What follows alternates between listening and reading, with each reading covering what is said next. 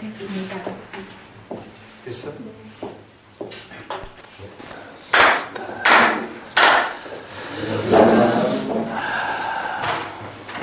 오늘은 81칙으로 이제 갔습니다.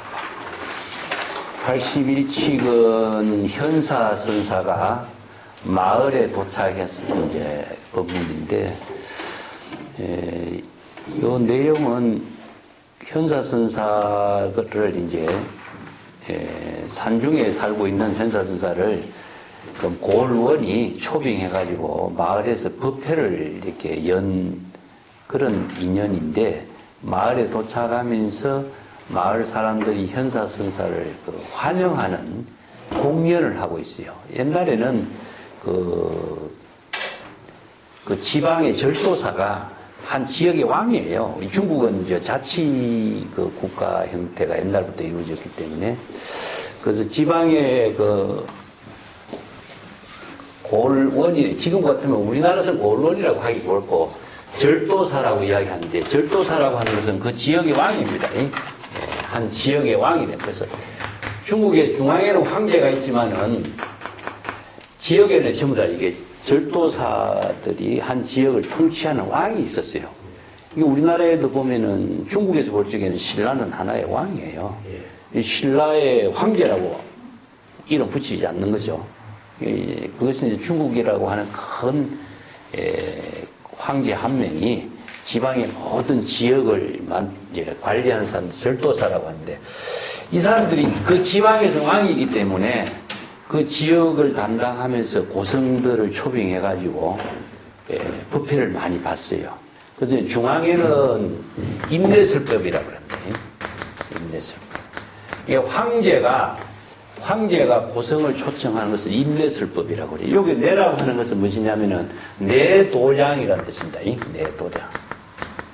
옛날에 이제 척천무 같은 사람들은 대표적으로 수당대부터, 이게 중국 불교에서는 수나라 시대의 3대 법사라든가, 아니면은 유명한 천대지 같은 사람이라든가, 이런 사람들은 수나라의 황제가 궁중에 초빙을 해가지고 불법을 이렇게 설하는 법회를, 의식을 많이 했었어요. 또 당나라 시대도 보면 그런 의식이 많았는데, 척천무 같은 경우가 대표적으로 이제 유명한 사람이죠. 그래서 우리나라 선에서 이야기한다면 신수라든가 해안국사라든가 이런 사람들이 척천무가 초빙해서 황제 안에서, 황제의 내도량이라고 해서 황제가 거주하는 그 안에 법당을 만들었어요. 거기에서 이제 왕공 귀족들에게 보살계도 설하고 설법도 하는 이런 유명한 이제 법회가 많이 이루어졌는데, 그래서 임내설법을 하는 사람들은 당시에 최고로 존경받는 그런 사람들이죠. 네. 그리고 황제가 이런 이야기 했고, 지방에서는, 지방에 이제 관청입니다, 관청. 네. 왕이 근무하는 관청인데, 관청에 있는 지방의 왕들은 그 지역에 있는 고성들을 초빙해가지고 법당을 또 만들어요, 이렇게. 법당을 만들었고. 대표적인 사람이 누구냐? 마조선사입니다. 그래서 마조선사는 홍주 개원사에서 큰 도량으로서 제자들을 키웠지만은 나중에는 홍주의 왕이 마조선사가 너무나 유명하니까 관청에다가 도량을 만들어가지고 거기다 선언을 만들어서 마조선사가 사실은 거기서 많은 활동을 해요. 그와 마찬가지로 지방의 왕들이 훌륭한 고성을 초빙해가지고 관청 마을이라든가 관청 안에서 법회를 크게 개원하는 그런 의식을 많이 했어요. 이 현사선사도 지금 고을 왕이 초청해서 산중에 있다가 지방에 내려간 겁니다. 이 현이라고 하는 것은 뭐죠? 그 지역의 관청으로 마을로 내려가서 법회를 하게 내려갔는데, 법회를 하는 도중에 마을 사람들이 현사선사를 이렇게 맞이하는 환영 파티라 그럴까? 그래서 이제 그 당시에 이제 환영 파티라는 것은 이제 많은 공연하는 사람들이 마을의 축제 형태로 이렇게 이루어졌던 것 같아요. 그 부분이고, 본책에 가서 보고, 먼저 시중 본문부터 보겠습니다. 그 현사선사라고 하는 사람은 설봉선사의 제자인데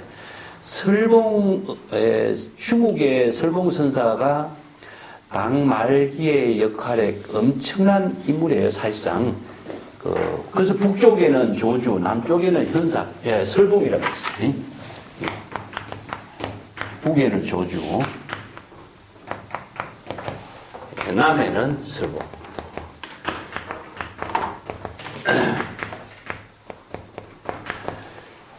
그래서 조주의 도량에는 사람들이 별로 없어요. 그 오대산 가는 길목이고. 그래서 조주와 가까이 지낸 사람이 임재선사고.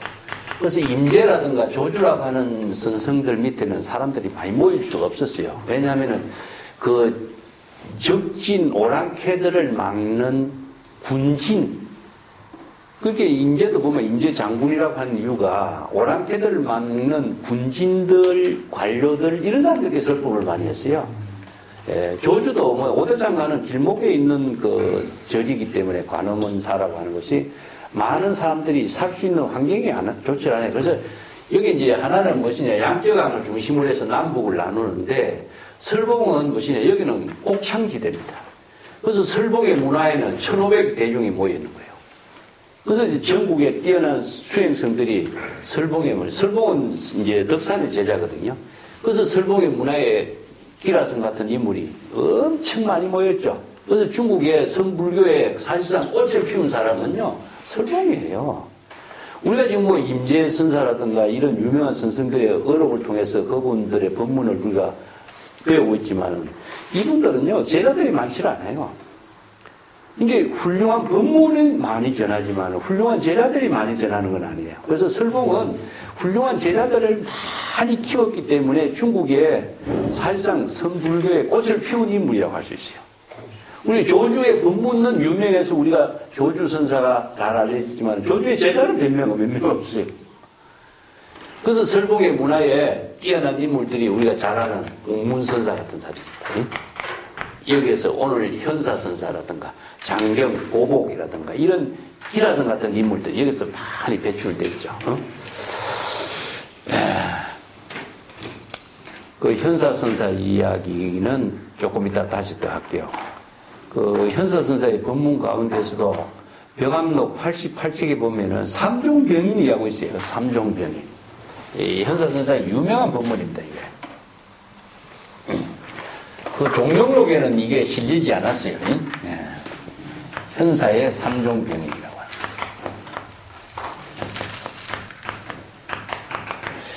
세 가지 병을 가진 사람을 어떻게 그분에게 불법을 깨닫도록 해야 될 것인가. 이 수행생들에게 과제를 던졌어요. 그래서 이제 벽암록 88책에 실려 있는데 이 과제가 굉장히 어려운 과제죠. 이 세 가지 병은 무엇이냐 하면은 기, 눈, 말을 못하는 사람. 그러니까 귀가 멀고 눈이 멀고 말을 못하는 사람에겐 불법을 어떻게 설해야 될 것인가 하는 거죠. 말로 써서라도 귀로 들을 수 없고, 뭐 글자로 제시해도 눈으로 볼 수가 없고, 말을 하지 않기 때문에 어떻게 말로 전달할 수도 없고, 이 사람에게 어떻게 불법을 전해야 될 것이냐, 이거예요. 자, 여러분들도 한번 과제를, 벽암록 88책에 있어요. 이 삼종병을 이렇게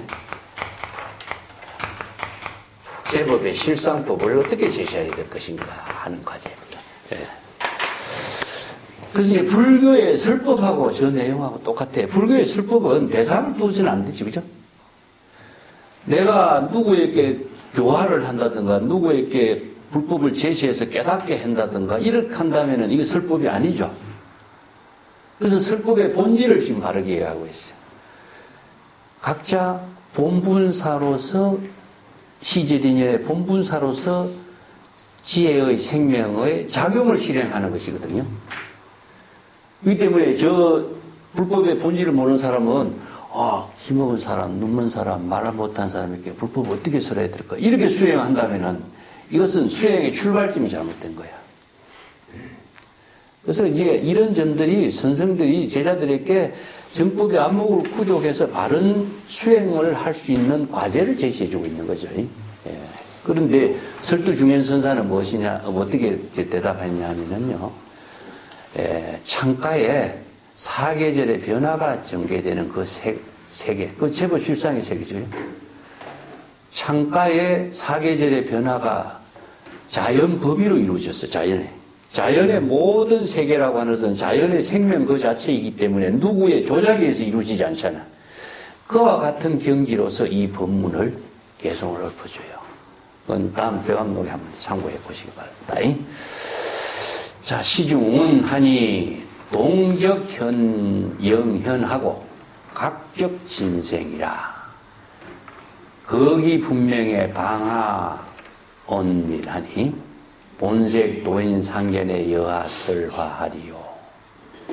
자, 여기 만송선사가 본치 공안을 이해하는 차원에서 자신이 제시한 법문이죠. 동적 현상. 이 동이라는 것은 마음이 움직이는 거죠. 그래서 만물이 모두 움직이는 것은 동인데, 그거는 생명의 작용이지만은 우리의 마음의 작용도 움직이는데, 이 동이라고 하는 것은 마음의 작용이 대상 경계를 따라 움직이는 것을 동이라고 그래요. 그러면 우리 진여 본심은 어떠죠? 대상 경계를 초월해서 여여부동의 작용을 하는 것이 이제 불교의 진여 법신의 지혜 작용. 그래서 이제 여기에 모든 만물은 자기 본분사의 지혜의 생명으로 살고 있는데, 중생은 어떻습니까? 대상 경계의 소리를 보고 눈으로 보고 소리를 듣고 눈으로 보는 대상 경계에 따라 마음이 움직이는 거예요. 이걸 동이라고 그래요. 그래서 심동이라고 그래요. 심동. 마음이 대상 경계에 따라서 보고 듣고 변문각지함에 따라서 움직이는 작용을 하는데 그게 업이 생긴 거예요. 그런 경지에서는 의식의 대상 경계의 그림자가 의식의 대상 경계로 나타나. 이게 영현이라고 그래요. 여기 그림자는 무엇이냐면은 의식의 대상 경계로 나타난 그림자라고 그래요. 여기 이제 수능경에서는 육진 분별 영사 이렇게 표현합니다. 그 육근 육진의 의식의 대상 경계를 분별하는 것이 그림자처럼 나타난다. 이런 표현이죠. 자, 요거 이제 중생의 입장이다. 중생은 자신의 마음의 작용이 대상 경계에 반연해서 일어나. 그래서 여기 육근이라고 해요. 육근이 육경의 대상 경계를 반연해서 일어나는 거죠. 여기서 의식의 대상 경계가 그림자처럼 나타나. 그래서 육진의 분별 영사를 그래요. 원래 육진의 분별 영사.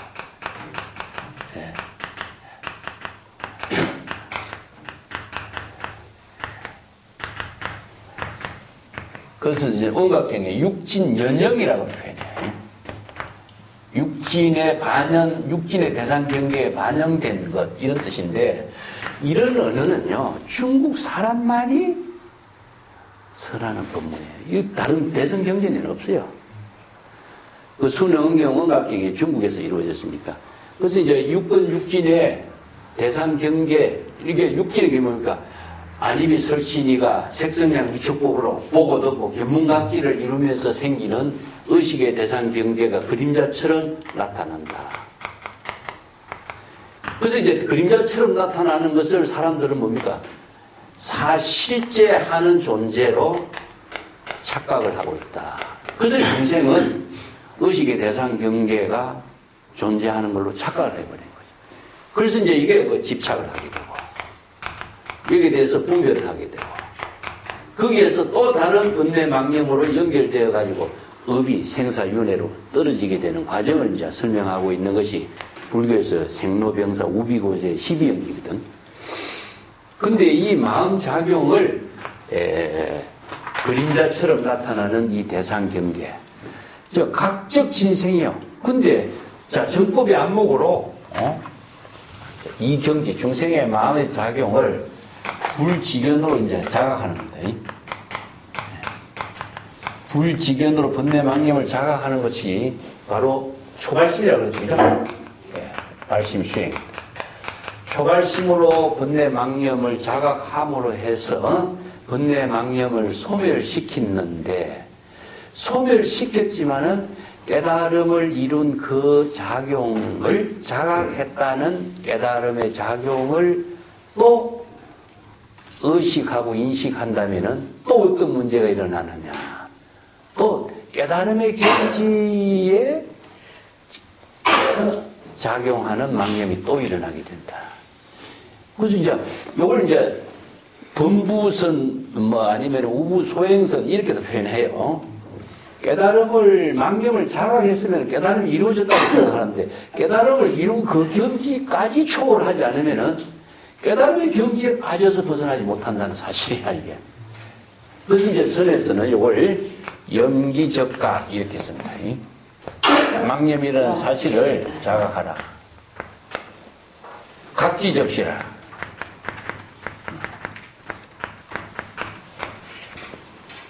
깨달음의 경지까지도 모두 다 상실, 소멸시켜야 돼. 깨달음의 경지까지 벗어나지 않으면은 깨달음의 경지에서도 또한 망념이 일어나게 된다.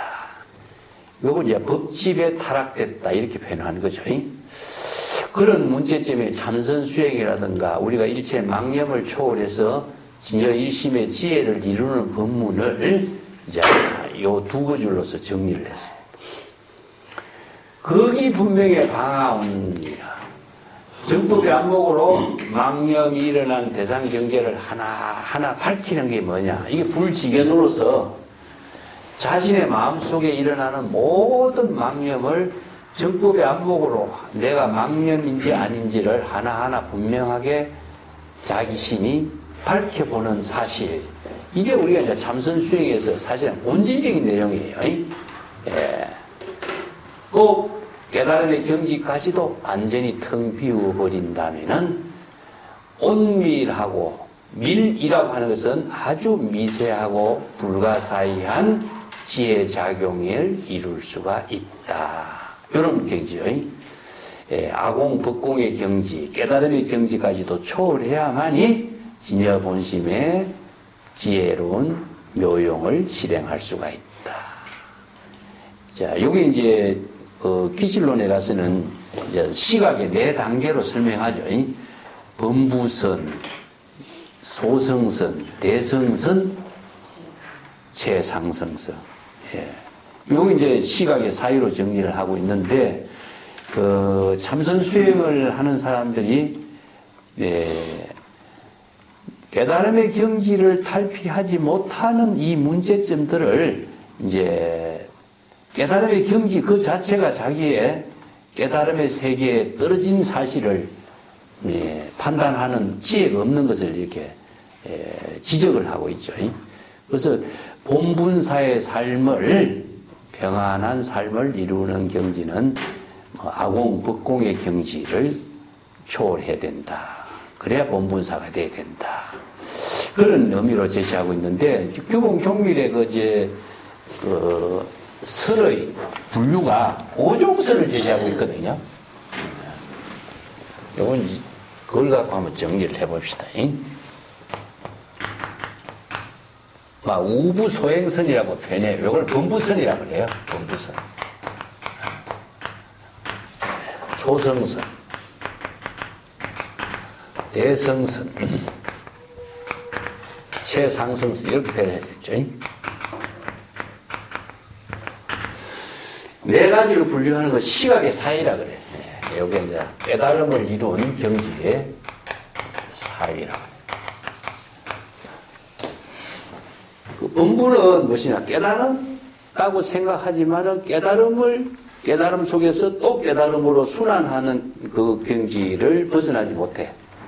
예, 그렇기 때문에 우부소행선, 어리석은 자의 수행이다. 이런 말. 어리석은 자가 참선 수행하는 경지는 망념 속에서 망념을 깨닫고 망념 속에서 또 망념으로서 소용돌이에서 벗어나지 못해. 근데 자기는 깨달은 그 경지인 것처럼 착각하고 있는 거죠. 여기 이제 어리석은 자의 수행이고, 소성선하고 초지보살입니다. 초발심보살.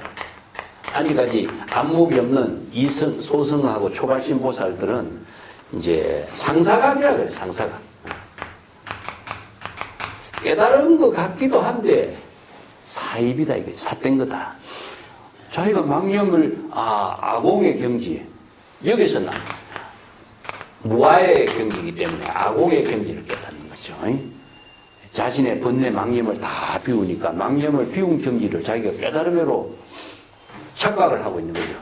그런데 실질은 뭡니까? 법공의 경지, 대상 경계를 피운 입장을 이루지 못하기 때문에 이것은 깨달은 것 같은 수행을 하지만은 사실상 깨달은 것이 아니라 사입이 작용이다. 그래서 상사각이라고 그래요. 그래서 대성서는 이게 뭐냐면은 십지보살인데 십지보살들은 수행을 대성선이라고 해요. 십지보살은 법신의 지혜의 안목을 갖고 있어요. 불지견이 구족된 겁니다. 여기서부터 이제. 정법의 안목이 부족되어 있는 수행자들은 수분각이야. 시절 인연에 따라서 자기의 본분으로서 깨달음의 경지를 이루는 안목을 갖고 있어요. 그렇지만은 3세의 미세한 번뇌 망념을 떨쳐버리지 못한 상태다. 예. 그래서 이제 수분각의 십지보살도 완전한 깨달음을 이루지 못했다. 그래서 십지보살 이상입니다.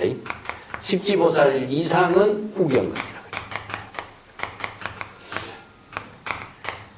해요. 구경각은 바로 열애의 경지다. 이게 구경은 절대 평등의 세계죠. 그죠? 그래서 이제 이 법은 평등하여 무유구하다. 절대 구경 깨달음, 진여의 삼매를 이룹니다. 그래서 구경각을 이루는 진여 삼매의 수행을 대성의 선이라고 그래요.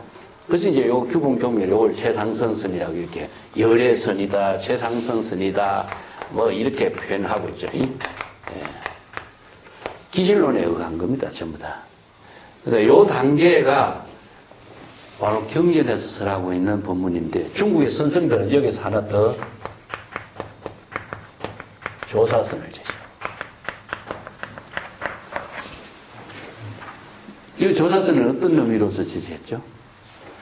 이 경전에서 설하고 있는 진여 삼매의 경지가 사실은 열애의 경지인데 열애의 경지 그 자체를 구체적인 생활 속에서 본분사로 실행하는 힘을 조사선이라고 그래요. 예. 그렇기 때문에 그 누굽니까? 앙산해적이 향음지안선사 깨달음 보고 그대는 열애선의 경지를 깨달았지 조사선의 경지는 꿈도 꾸지 못했다. 이렇게 표현합니다. 그래서 대성불교 경전의 모든 지혜를 이루었다고 할 수 있지만 조사선의 경지는 이루지 못했다. 이렇게 비판해버려요.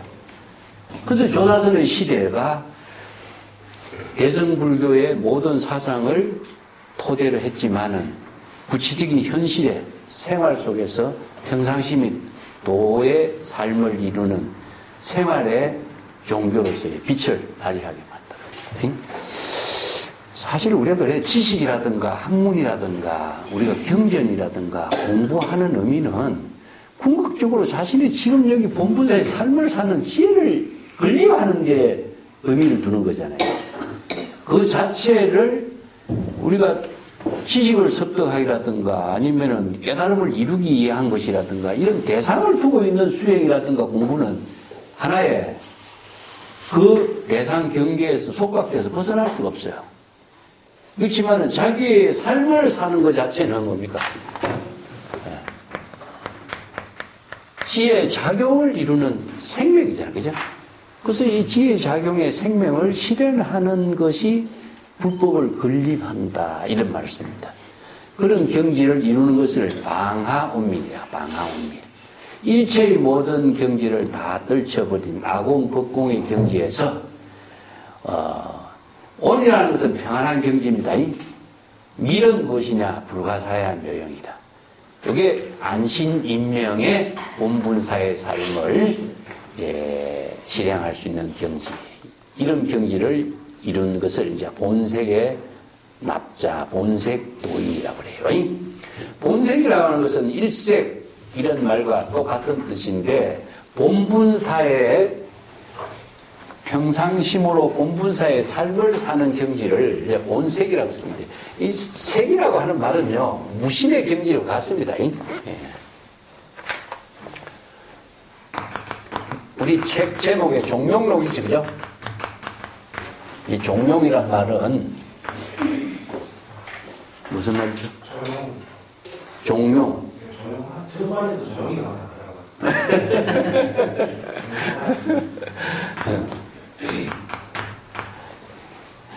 일색이죠, 일색. 자, 여기 우리의 얼굴입니다, 얼굴. 얼굴에 따른다는 뜻, 얼굴에. 조용하단 말이 아니라 얼굴에 따른 겁니다. 자기 얼굴이 본래의 얼굴은 일색이 일색. 그러면은 우리가 빨간 얼굴은 뭡니까? 감정이 나면 빨간 얼굴 되고 또 얼굴 색깔이 그래서 이제 불교 옛날에 경봉심부터 그래요. 얼굴이 대방광골 하완경이다 이런 법문을 자주 했어요. 우리 얼굴이 대방광골 하완경이다. 자기의 마음의 작용이 바로 자신의 얼굴에 그대로 나타나는 거죠. 그래서 심작용의 얼굴이라 그래. 심작용의 얼굴. 그래서 일색이라고 하는 것은 여여, 부동. 그래서 설에서 이것을 무심의 경지라고 그래요. 무심 시도의 경지를 일색이라든가. 그래서 이걸 이제 본색이라고 뒀어. 그래서 본색 납자라든가, 본분 납자라든가, 이렇게 표현해요. 예. 그래서 1이라고 하는 숫자가 지니고 있는 것은 항상 본래라는 의미입니다. 일미라든가, 일여라든가, 전부 다 불이라든가, 이런 말은 같은 의미를 두고 있어요. 진여 일심의 지혜로 이루어진 경지. 본색 도인이 서로서로 상견할 때, 친견할 때는 어떠한 대화를 주고받고 하는 것인가. 자, 여기서 본색 도인은 두 사람이 이제 본칙에 제시하고 있는 현사선사와 현사선사의 소당장로라고 하는 현사선사의 문화에서 같이 있는 선성이에요. 근데 이 장로라고 하는 말이 이제 여기에 등장하고 있거든요. 예. 그 3페이지로 넘어갑시다. 3페이지에 가서 이제 본칙에 들어갑니다. 예. 이 소당 장로라고 하는 사람이 현사선사와 두 사람이 여기에 주인공으로 등장해요. 그 두 사람이 본색 납자로서 서로 대화를 하는 것을 본칙에서 제시하고 있는데 본책 공원을 통해서 한번 보겠습니다. 3페이지. 현사선사가 도 포전현에 백희앙지하니 차일에 문 소당장로 자기를 허다 헌요요. 이게 헌자 헌요 이렇게 시끄럽고 소란을 부르는 것을 헌요라고 합니다. 향신마척의야오. 그 현사선사가 소당장로와 같이 포전현의 고을원이 이제 법회에 초청을 해서 마을로 내려갔어요. 이게 백희앙지라. 여기서 백희라는 것은 수없이 많은 여러 가지 예능이 있는 사람들이 모여서 이 현사선사를 법사로 초빙한 데에게 환영 공연을 한 거예요. 백희라고 하는 것은 많은 전문가들이 여러 가지 예능의 전문가들이 모여서 그 현사선사의 법회 초빙한 일단을 환영하는 연회를 베풀었다. 그래서 공연을 베풀었다. 그런 의미죠. 예. 그런데 그 공연이 끝나고 난 그 이튿날 이야기입니다. 이튿날 현사선사는 소당 장로에게 질문을 했어요. 자기를 허다 헌요 향 신마척의야오. 어저께 우리가 그 포전현에 가서 여러 사람들이 그 많은 예술적인 공연, 축하 공연을 하는 것을 보았는데 허다 이렇게 많은 시끄러운 공연하는 그 모든 일이 향신마처고 어디로 갔는가? 이걸 이제 질문을 했죠. 이것은 현사선사가 소당 장로의 안목을 점검하는 질문이에요. 우리가 이제 어디 영화를 보거나 극장, 공연을 봤으면은, 어디에 어떤 공연을 봤다 하는 것을 우리가 생각하고 있겠죠. 그죠? 어디에 가서 좋은 공연을 들었다, 음악 감상회를 들었다 하는데, 그 어제 일이잖아요. 그 어저께 그런 축하 공연을 잘 보고 왔는데, 그렇게 축하 공연을 했던 시끄럽고 번잡스러운 여러 가지 그 음악 공연들의 모든 것을 그대는 지금 마음속에 의식하고 있느냐 이겁니다. 향신마처고 그런 공연이 다 어디로 갔지 이런 말이죠. 그러면 그 공연이 어디로 갔다라고 하는 것은 공연을 보는 사람이 그 공연을 의식하고 있는가 의식하지 않았는가 이걸 지금 질문하고 있어요. 그 공연이 어디로 갈 수는 없잖아. 그래서 이제 견문각지한 겁니다. 네. 우리가 지금 어제라고 하는 것 자체는 뭡니까? 바로 과거죠, 그죠? 네. 과거, 현재. 그래서 불교의 시제가 지금 여기에서 지금 대화를 하고 있어요. 근데 어제의 공연이라. 그래서 어제의 공연은 어제의 일이었지만 어제의 공연을 지금 의식하고 있다, 인식하고 있다, 기억하고 있다 하는 것은 뭐죠? 우리의 지금의 마음 작용이 어제의 공연을 대상으로 인식하는 거잖아요. 그죠? 그렇기 때문에 어제의 공연을 그대는 어디 갔느냐? 의식 속에서 기억하고 있는가? 어제의 공연을 인식하고 있는가? 이걸 질문하는 거죠. 보통 사람들이 어제 공연 좋았는데 어땠어? 이렇게 하면 어떠죠? 그 기억 아주 멋있었다. 누구가 뭐 어떤 공연을 잘했다. 다 이야기하잖아요. 그런데 현사선사는 지금 소당 장로에게 어제의 공연에 대해서 그대는 기억하고 있는가? 이걸 질문하고 있어요. 어제 공연 다 어디 갔지? 이렇게 묻는 거죠. 이건 뭐냐? 평상시에 일상생활을 하는 가운데 자연스러운 대화하는 가운데서 문답이 이루어진 겁니다. 그러면은 지금의 일을 어제의 일로 기억하게 될 적에는 지금의 일은 어떻게 되죠? 부재가 되죠. 이 때문에 과거, 현재, 미래의 시제를 가지고 어제의 일, 과거의 일을 가지고 우리가 기억 속에 살고 있지만은 그 기억이라고 하는 것은 그 시절 인연으로 이루어진 일인데 그 시절 인연의 일을 기억을 하고 있는 것은 지금의 의식이 자신의 삶이 존재하지 않는 겁니다. 그래서 선에서는 항상 뭐죠?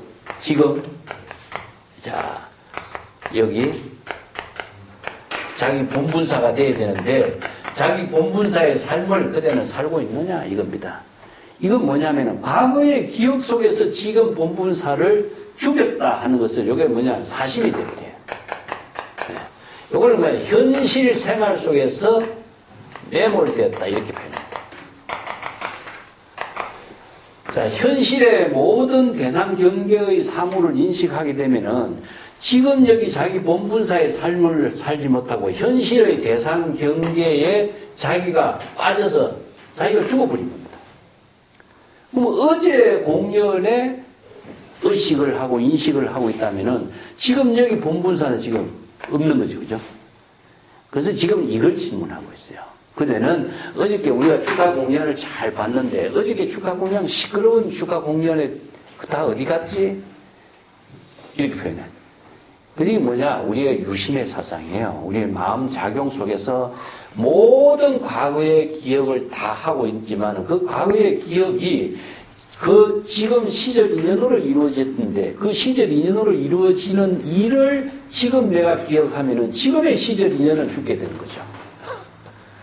이 문제점을 지금 확인하는 거죠. 예. 이만곤이라고 하는 사람이 그 만곤이라는 책을 읽었는데 그 만곤이라는 책은 다 어디 갔지? 똑같은 질문이야. 만곤이라는 책을 기억하면 어떻게 되죠?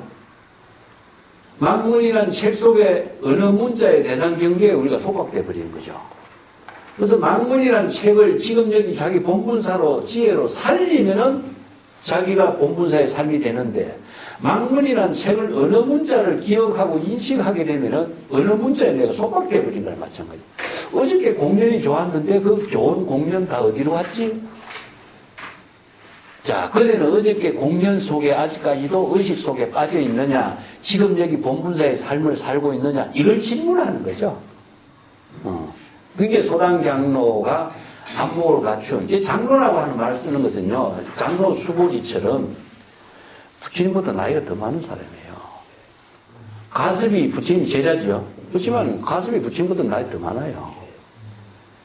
그래서 이제 안목을 갖춘 사람, 뛰어난 사람을 장로라고 하는데, 단순히 나이가 많아서 장로라고 하는 것이 아니라 훌륭한 사람, 이런 의미를 두고 있어요. 그래서 여기도 소당 장로로 하면은 현사, 선사와 함께 살고 있지만은 존경받는 선성이에요. 근데 이제 중국의 선성들 가운데 자기 스스로 법당을 개원한 사람이 있고 법당을 개원하지 않고 사는 사람들이 더 많았어요. 사실상. 그런 사람 중에 한 사람이 이런 이제 장로라고 할 수 있죠. 그 현사선사가 소당 장로가 이제 어저께 일에 대해서 대화를 하면 가운데에 평상시의 대화 그 가운데에 선문답이 이루어진 거죠. 이게 선생들의 선문답이 일상생활 속에서 자연스럽게 이루어졌기 때문에 아까 내가 이야기했던 조사선이라는 겁니다. 수행을 해서 이루는 경지가 아니라 생활 그 자체가 바로 본문사로 작용하는 그 차이라고 할 수 있어요. 예. 그 차를 봅시다. 우요야라. 이 요자도 시끄럽다는 뜻이죠. 자, 어저께 공연을 의식하게 된다면은 뭐가 시끄럽습니까? 우리 의식의 작용이 시끄럽죠.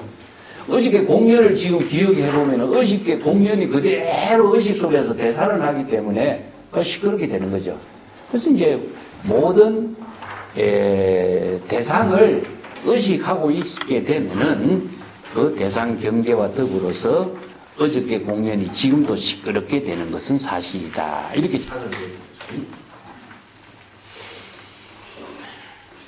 그 뒷장 봅시다. 소당 장로는 제기 가사가 가다. 소당 장로는 말을 한마디 하지 않고 제기하다. 가사의 한 모퉁이를 들어 올렸다.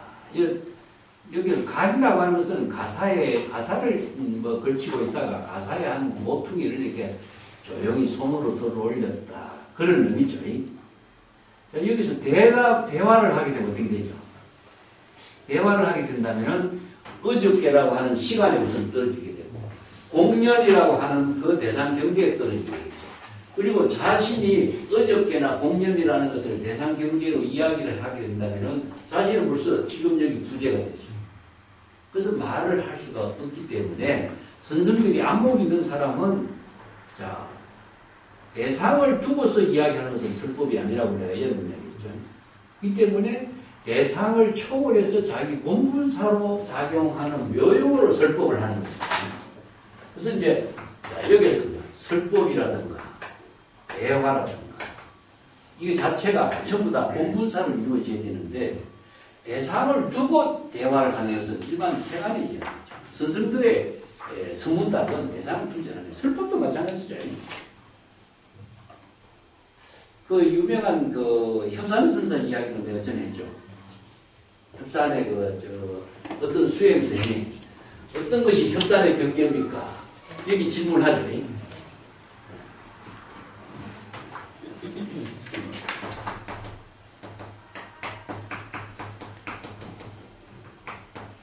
협산선사의 경계를 질문해요. 이 경계라고 하는 것은 두 가지가 돼요. 하나는 무엇이냐? 협산이라는 건 지명이 있죠. 지명. 그 지명에 대한 경계가 있고 협산선사의 신경에 대한 경계가 있어요. 두 가지 질문. 이게 선생들의 질문, 선생들의 안목을 점검하기 위해서 수행사의 질문도 이 두 가지 딜레마를 갖고 제시하고 있는 그러면 협산선사가 말을 하게 되면은, 협산의 경계가 어떻다 하면은, 나는 지명에 대한 경계를 질문한 것이 아니고, 선사의 깨달음의 마음 작용의 세계를 내가 질문합니다. 그렇다면 두 가지 차별 경계를 초월하는 대답을 해줘야 될 거 아니에요. 자, 이것은 다른 말로 한다면 긍정과 부정, 선과 악, 자, 타. 이 경지를 모두 다 비운 경지에서 대답을 해야 되는데 이 경지에 안목이 없는 사람은 이 말에 끄달려서 대답을 하게 된다면 이건 선문답이 안 되는 거죠. 세간의 대화는 아니에요. 선문답은 그렇잖아요. 그럼 어떻게 대답해요? 원자포에 원포자기가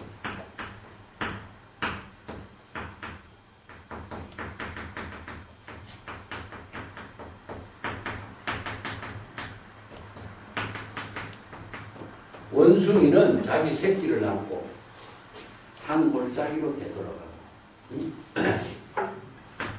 조항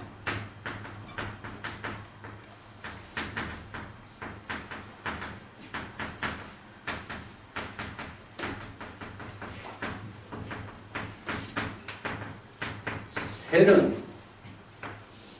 꽃을 물고서 벼가 푸른 그 산 바위 앞에 떨어뜨린다. 이게 뭐죠? 본분사. 원숭이는 원숭이대로 본분사, 새는 새대로 자기 본분사. 그렇게 하니까 이걸 협산선사는 협산의 경계를 자기 본분사로서 계시선 자신의 여기 의견이 전혀 들어가 있으면 어떻게 되죠? 이것은 본분사의 설법이 되잖아요. 이게 이 질문에 대해서 본분사의 법문을 계시하는 설법이 될 수가 없어요. 그래서 이걸 제법 실상으로서 설법합니다. 이게 제법의 모든 설법도 자기의 의견과 의식의 작용이 들어가지 않았기 때문에 49년 동안 한 글자도 설하지 않는 것이 되는 거예요. 이런 경지의 안목을 지금 여기에도 똑같이 나누고 있어요. 그 소당 장로는 어떻습니까? 말로 되지 않는 거예요. 질문은 그렇게 현사가 했는데 소당 장로가 여기서 말로 대답하거나 어저께 시간을 갖고 이야기하거나 자신의 의견이 들어간다면 소당 장로는 안목이 없는 사람이 되겠죠.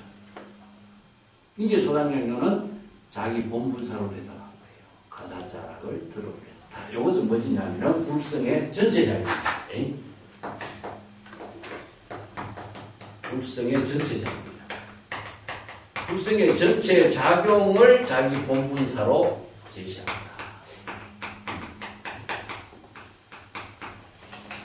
자, 여기서 어느 문자로서 제시하는 것이 아니라 지금 여기 자신이 원숭이가 새끼를 낳고 산 계곡으로 들어가는 것이나 새가 꽃을 물고서 바위 앞에 떨어뜨리는 것이나 지금 자기 본분사로 나도 가사를 들고서 자신이 가사자락을 들어 보이는 것 자체가 무엇입니까? 진여 본심이 오로지 불의의 경지에서 지혜로 작용하는 자기의 본분사로서 제시합니다. 자, 어저께 그 일하고 지금 그 일하고 전혀 관계없는 일이 되죠. 어저께 일은 벌써 어저께 일이고 나는 지금 여기 자기 본분사의 일을 할 뿐이다. 그래서 이제 이 본분사의 묘용으로 가사자락을 들어보겠다. 과연 수망 강남이다. 과연 소당 장로라고 하는 인물은 손도 바쁘고 다리도 분주하다. 여기서 무엇이냐? 손과 발이라고 하는 것은 자기 본분사의 생명활동으로 작용하고 있는 모습을 이렇게 표현했어요. 대상을 두지 않았다는 겁니다. 자기 본분사의 지혜로운 삶을 생명으로 작용하는 모습을 그대로 드러냅니다.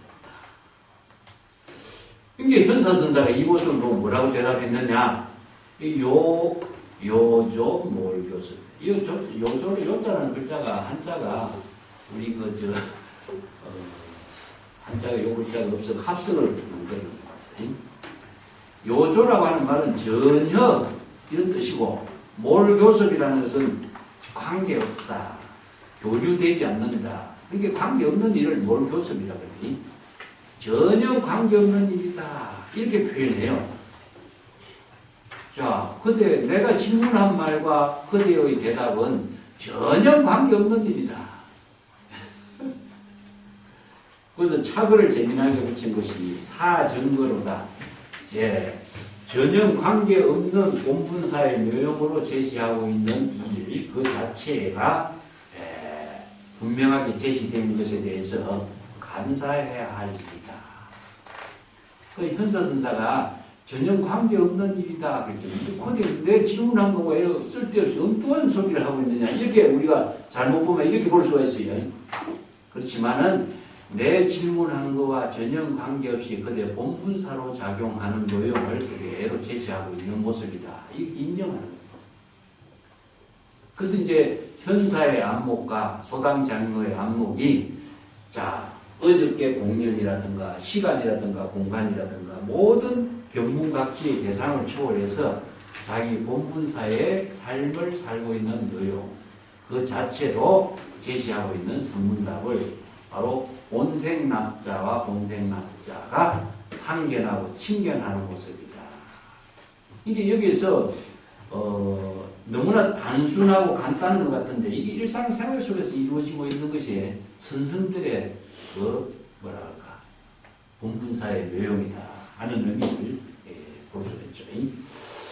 정거를 제시해서 감사합니다 이런 표현으로 내가 번역을 했는데 구체적으로 그러한 사실을 확실하게 인정했다. 소당 장로의 그 안목을 그것으로 인정, 본분사로 작용하고 있는 모습을 인정한 것을 이렇게 원론국의 지혜로 친견한 사실을 확실하게 인정해 주었다. 그런 의미죠.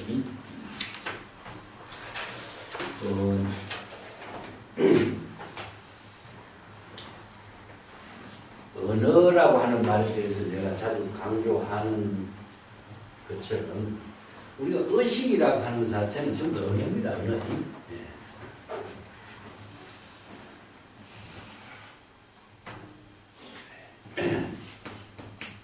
진여라고 하는 것을 우리가 기본으로 해서 두 가지로 제가 지난번에 말씀드렸지만 자, 이게 진여의 지혜를 이루지 못하는 것은 무엇이냐 하면은 의심이라고 하는 문제예요. 의심.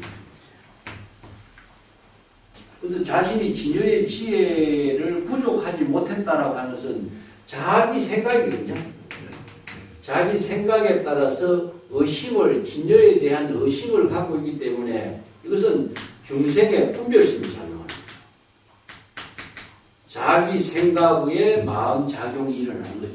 그래서 궁극적으로 이 의인은 무엇이냐 하면은 진여를 알지 못한 무지라고 해요. 이걸 이제 기신론에서는 무지, 무명 이렇게 표현합니다. 진여의 지혜를 밝히지 못했고 진여의 지혜를 알지 못해서 불각이 일어나는 거예요. 깨달음, 진여의 지혜를 깨닫지 못한 불각이 일어나는 거예요. 이렇게 무지, 무명, 불각이라는 말이 중생의 분별심으로 작용합니다. 그래서 여기서 생기는 것이 뭐냐면 생로병사 우비군해가 생기는 거죠. 이걸 기준에서는 삼세, 유추 이렇게 표현하고 있어요.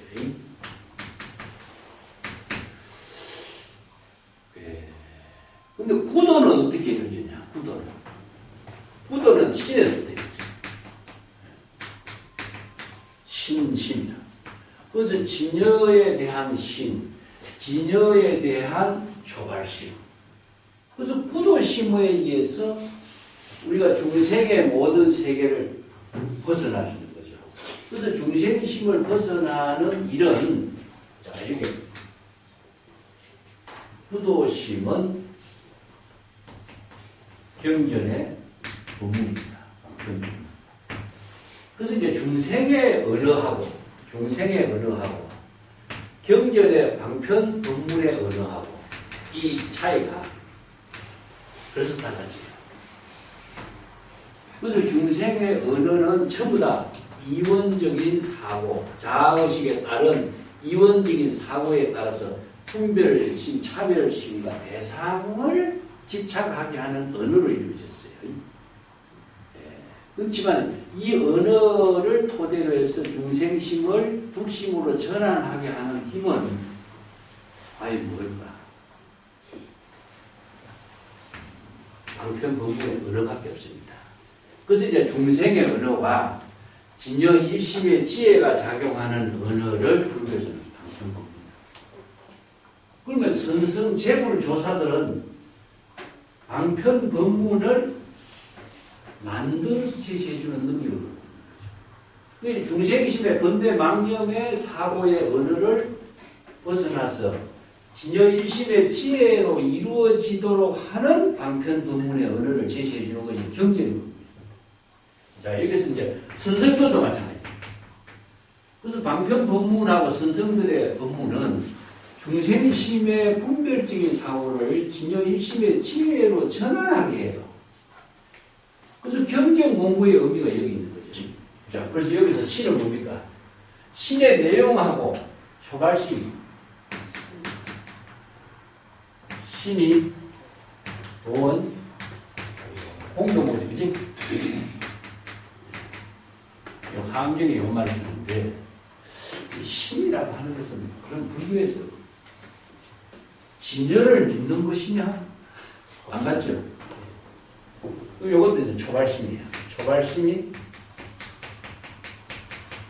정가예요. 자, 이 초발심하고 정가하고 신의 도의 근본이 되는 공덕하고 이 문제가 굉장히 불교의 그 사상 체계, 수행 체계를 이해하는 중요한 키거든. 그래서 신이라고 하는 것이 무엇이냐 하는 거예요. 신과 심을 나눌 수가 있겠느냐 하는 거죠. 나눌 수가 없습니다. 예, 그래서 이제 초발심으로 정각을 이루어진 경지는 바로 신의 경지다. 그런데 초발심과 신, 그래서 신심불이라는 말씀이에요. 신심명에서. 신이라고 하는 것은 불교에서는 진여에 대한 신심인데 진여를 대상으로 신심을 갖는 것이 아니라 진여에 대한 신심을 이루는 것에다 의미를 둬야 되는 거죠. 우리가 보통 종교 같으면은 대상을 믿는 데다가 초점을 두지 않느냐? 부처님을 믿는다, 신을 믿는다, 이렇게 초점을 두잖아요. 불교의 수행은 그게 아니다. 신의 본질은 무엇이냐? 초발심의 정각을 이룬 경지가 신이라는 사실. 이 점이 불교 수행의 요체라고. 요것을 다르게 이야기한다면 동산양계 오도선 갖고 한번 이야기해볼까? 동산양계 오도선이 뭡니까?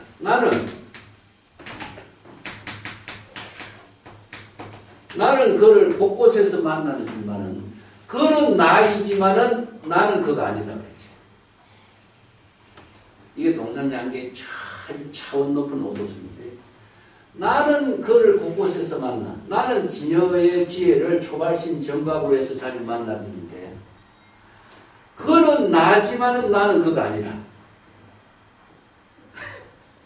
이 말이 무슨 말이냐? 신이라고 하는 것을 따로 존재하는 존재를, 자, 이걸 다른 말로 한다면 부처, 해탈, 깨달음, 이런 말로.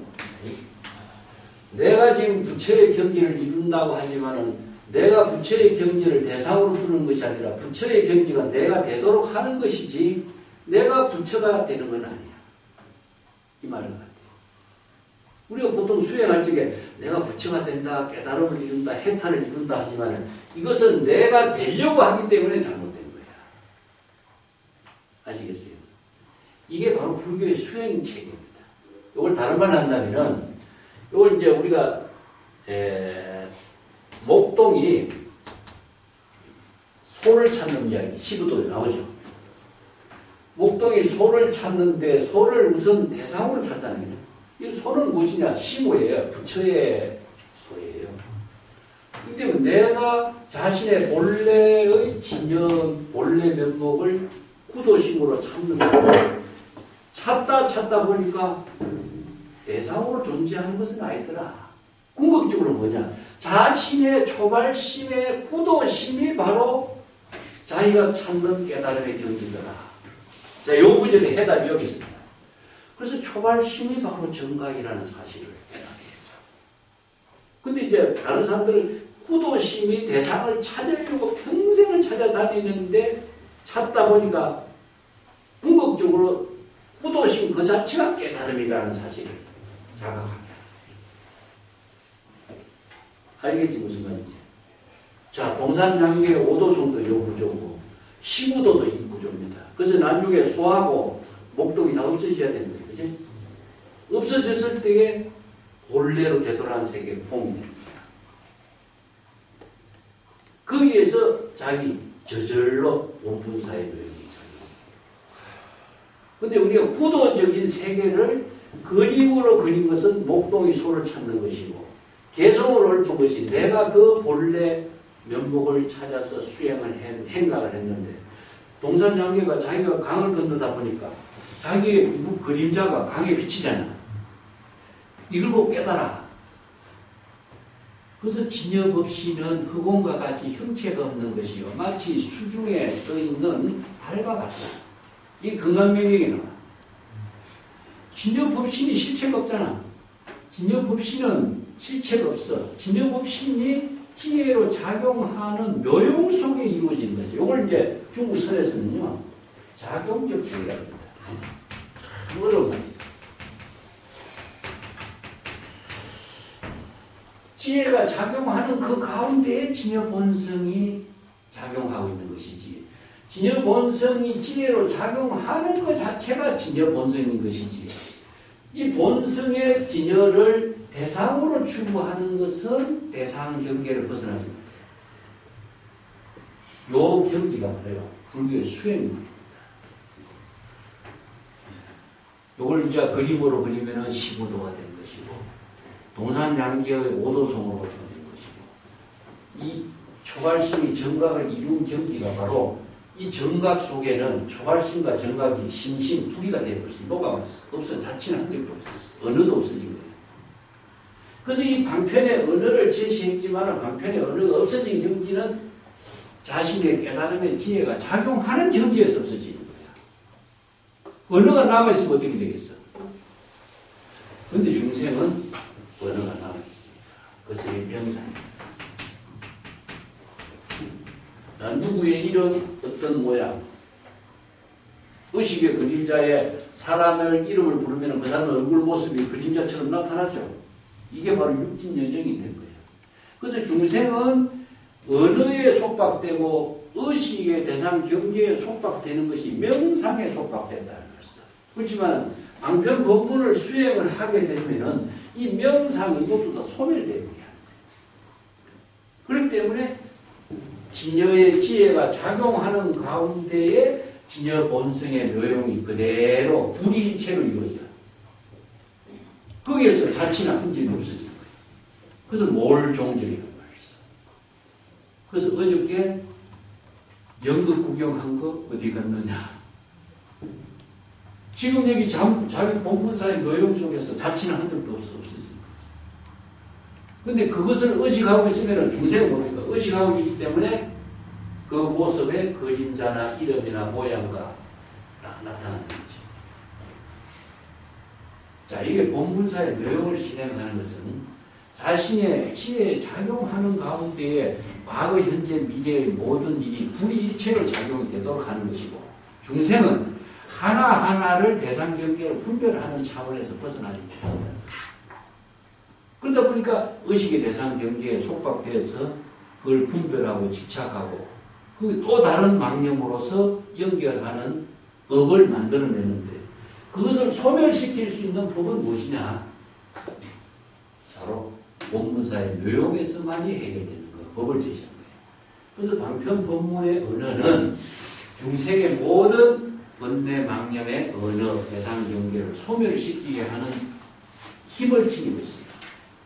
그래서 경전과 선성도의 법문은 이 법을 설하기 위해서 설하는 의미로서 자아의식이 펴진 거예요.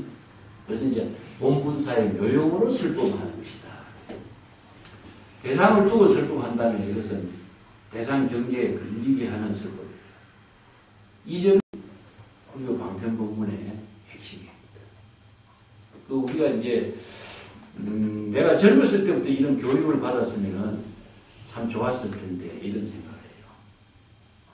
그래서 불교의 방편 법문하고 세간에 자 고전하고 여기는 뭡니까?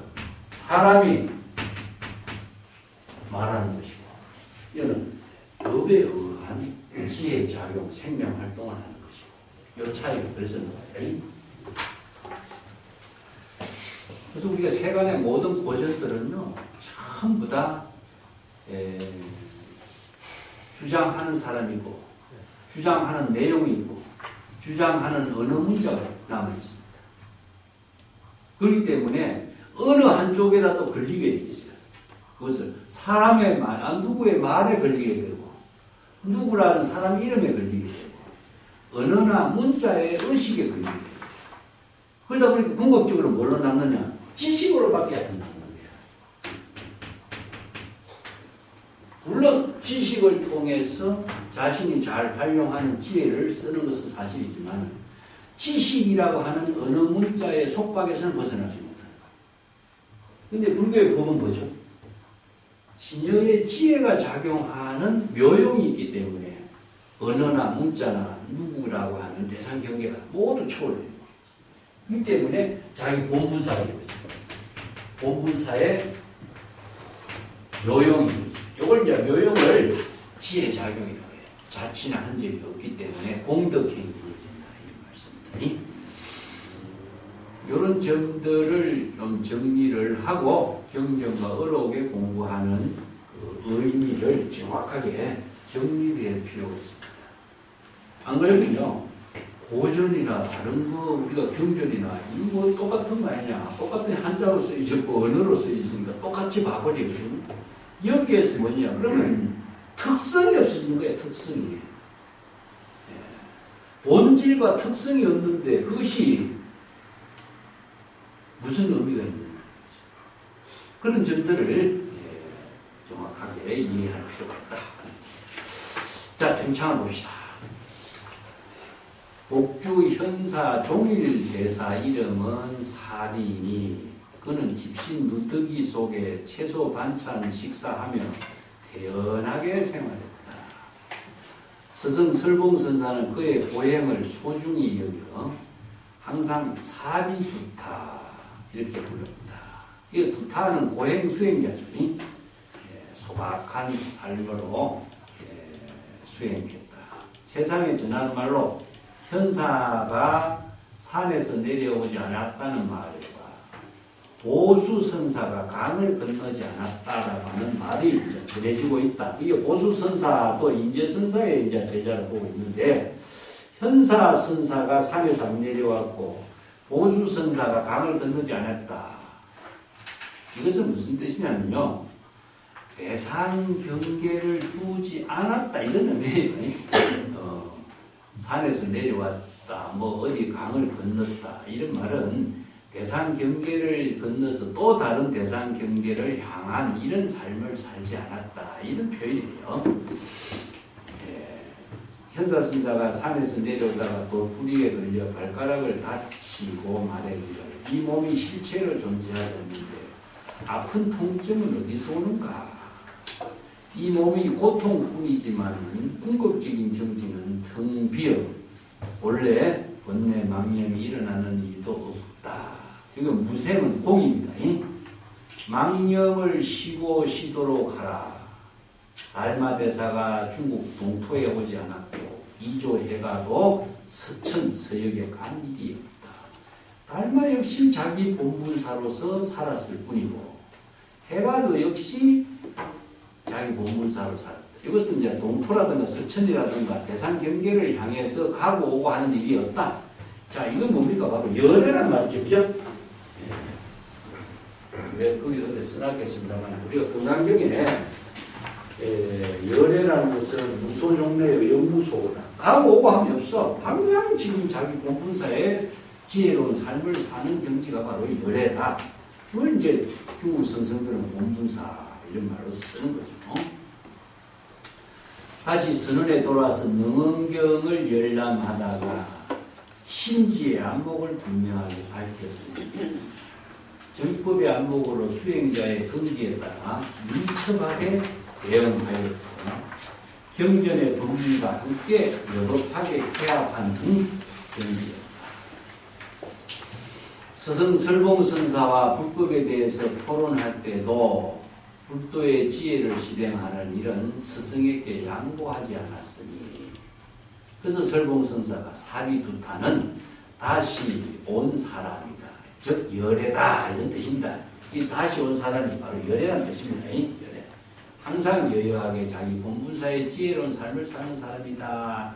이거 제례인미입니다. 이게 열애라는 뜻입니다. 여기에 당인 분량이란 말이 있죠.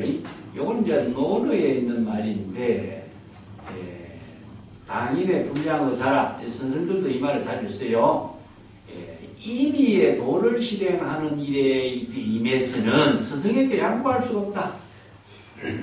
그게 이제 당인 분량의 사다. 이게 논어에 있는 말이죠. 그래서 선생들은 당인 분량, 요 말만 가지고, 이제 성기 분량 이런 말이에요. 성기의 지혜를 실행하는데 스승에게 양보하지 않는다. 이것은 각자 자기 본분사 일이기 때문에 양보할 수 있는 문제가 아니라는 뜻이죠. 이 말이 본분사의 묘용을 이야기하고 있습니다. 시제진연에 따라서 본분사의 지혜를 작용해야 될 때는 그것은 자기 본분사의 성기 지혜를 어떻게 양보할 수 있는가. 그래서 논어에도 이 말은 참 대단한 말이죠. 여기에 그 스승과 제자의 그 역할이 공자가 훌륭한 스승이라는 이유가 이런 제자들에게 교육을 이렇게 시킬 수 있다는 거죠. 근데 중국인들의 그 교육 정신이 뭡니까? 그 청출런함이라는 정신이 있죠. 청출런. 이게 똑같아요. 제자가 스승보다도 더 뛰어난 제자가 되도록 하는 게 교육이 이게 당민 불량 사람 이 말입니다. 제자가 스승보다 뛰어나야 되는 거죠. 그래서 중국 스승들도 그렇잖아요. 제자가 스승보다 지혜와 덕이 뛰어나야 스승의 덕을 감하지 않는다 이런 말이죠. 이게 선의 교육입니다. 제자 교육에 한평생의 모든 것을 다 이렇게 헌신하는 그런 정신을 갖고 있는 거죠. 자, 밑에 따라봅시다. 민지역의 태수, 이 민지역의 태수가 민지역의 왕입니다. 왕신지와 영공인, 왕연빈이 모두 현사선사를 극진하게 스승으로 모셨고 그 문화에 수행하는 대중이 800~900여 명이나 되었다. 현사선사가 포전현 골원에 도착해서 이제 태수 왕신지하고 그 영공인 왕연빈하고 이 지역에 이제 왕이 초빙한 겁니다. 그러니까 여러 가지 예능으로 공연을 하면서 선사 일행을 환영하게 되었는데 그런 부패가 끝나고 그 이튿날 현사선사는 소란장로에게 물었습니다. 어저께 소란스럽고 시끄러운 환영 행사는 다 어디로 갔는가? 이게 소란장로가 가사자락 한쪽을 들어 올려 보이며 말없이 자기 본문사 일에 몰입한 것은 단단히 묶은 것. 이것은 이제 긴초라고 하는데 자기 본문사의 일을 이렇게 표현했어요. 가장 무강한 입장을 밝힌 것이다. 무엇보다 더 중요한 것은 시끄럽고 고요함. 어제와 오늘 아침이라는 상대적인 차별 경계에 눈을 돌리다가 밝은 대낮에 일단의 자기 본분사의 큰 일을 그르치지 말아야 할 것이라는 점이다. 자, 여기서 시제에 대한 차별 분별심, 시끄럽고 고요함, 이러한 그 분별적인 중생심의 사고에 떨어지면은 지금 여기 자기 본분사를 망치게 되는 거죠.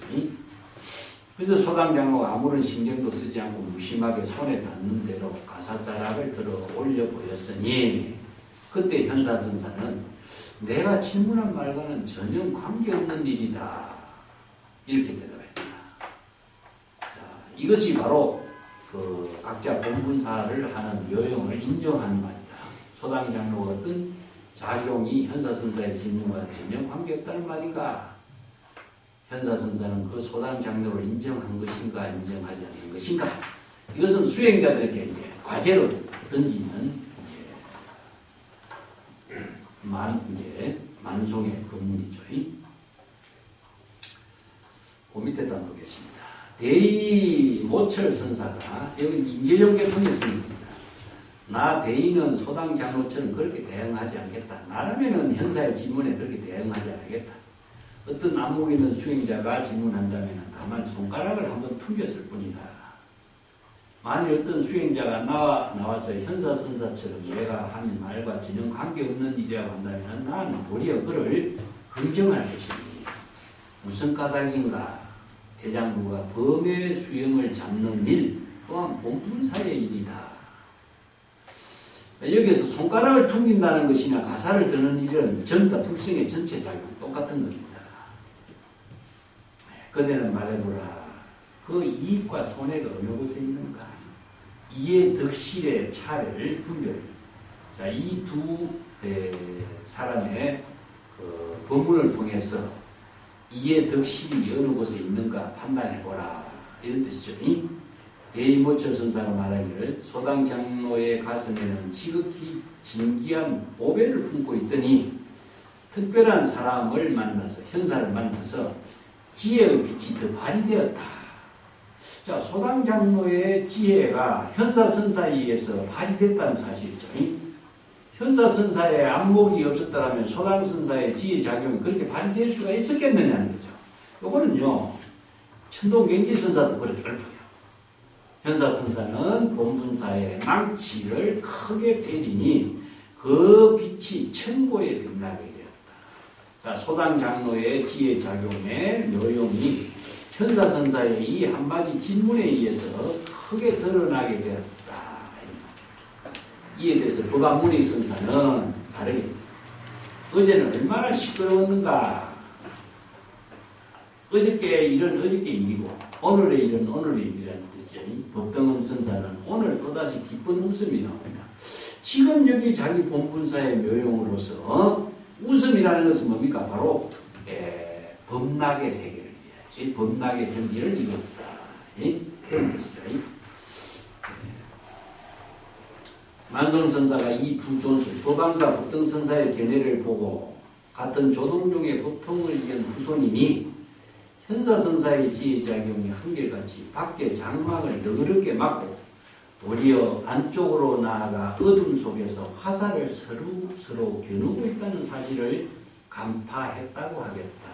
첩파라는 말은 이제 간파했다 이 뜻인데 천동경지선사가 사방에 두루통하고 막힘이 없는 정법의 안목을 갖추어서 그 가문 조동종의 장점 속에 단점을 빼뚫어보고 이 공안의 핵심을 개성을 얻었다.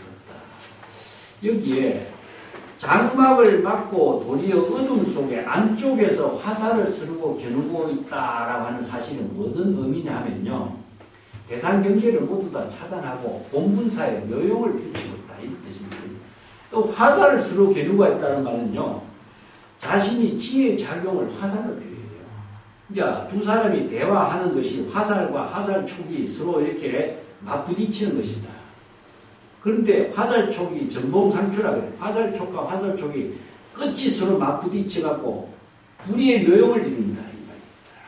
그런데 대상 경계의 모든 어제의 일, 과거의 일, 유의하는 일은 전부 다 어제 일이고 과거의 일이죠. 대상 경계의 일이다. 대상 경계의 일을 막는 것이 장막을 휘두른다 이렇게 표현했고 장막 안에서 어둠은 절대 평등의 세계입니다. 절대 평등의 세계에서 진여 본심의 지혜가 작용하는 것이 두 사람의 대화가 칼날과 화살이 서로 견주는 것과 같다. 이런 표현입니다. 자, 이런 표현들이 은유적인 표현이라고 그래요. 그래서 선생들의 그 지혜가 작용하는 세계를 선생의 안목으로서 은유적인 표현한 이유가 이 수행자들이 이 을을 올리고 이 본문의 내용을 사유에서 깊이 성찰하고 본인이 그런 경지를 깨닫도록 이렇게 빙 둘러서 설득하는 거예요. 여기 벽암록에서는 이제 그런 표현입니다. 개성을 봅시다. 야학 장주요. 이건 장자에 있는 말이죠. 한밤중에 산골짜기에 배를 감춰. 근데 이제 장자의 어떤 어리석은 사람이 산골짜 깊은 계곡에 배를 감추면 아무도 누가 훔쳐갈 사람이 없겠지 생각하는 거죠. 그죠? 그렇지만은 더 힘센 사람이 와서 배를 훔쳐가버리는 거죠. 그래서 장자의 스케일이 무엇이냐. 아무리 좋은 물건도 아무리 깊은 계곡에 자기 생각으로 훔친다고 해도 자기보다도 더 지혜가 있고 도둑질 더 잘하는 사람이 훔쳐간다 이거죠. 훔칠 곳이 숨길 곳이 없다. 근데 온 천지에 숨기면은 훔쳐갈 사람이 없다. 이렇게 이야기해요. 여기 보면 장자의 소요유에서도 참새는 그 붕새의 세계를 모르는 것처럼 잔재주를 가진 사람은 잔재주를 가지고 살지만은 붕새는 그 온 천지와 하나 된 새의 세계는 볼 수 없는 거예요. 그래서 이걸 이제 스케일을 말하고 있습니다. 이 장자의 유명한 혼돈 이야기도 불교에서 이야기하고 있는 본분사 같아요. 혼돈이라는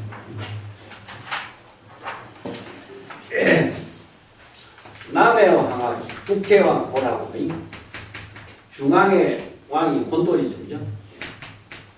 혼돈인데 중앙의 왕 혼돈이 남의 왕 북의 왕이 여기서 혼돈이 있는 데로서 회의를 항상 하니까 평화를 이뤘어요.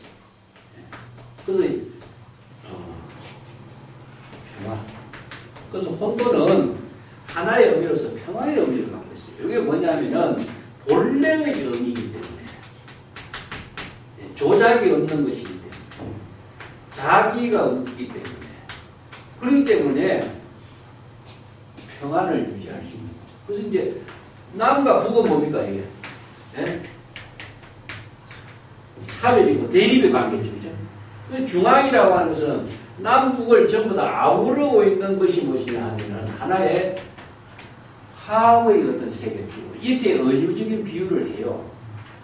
그래서 이제 남의 왕하고 북의 왕이 우리가 이렇게 평화스럽게 잘 지낼 수 있게 된 것은 중앙의 혼돈왕이 우리가 잘 이렇게 화합을 잘 시켜주고 해서 이렇게 평화스러움을 유지할 수 있는데 우리가 이 혼돈왕에게 무슨 선물을 해야 안 되겠느냐. 그 사람이 사냥꾼별하고 상의를 하는 거죠. 그러니까 남의 왕, 북의 왕은 서로 대립하고 사냥분별하고 하는 세계의 상징이죠. 그래서 이제 이 사람이 천상에 살고 있는데 지상에 살고 있는 사람들이 누구냐? 인간인 거예요.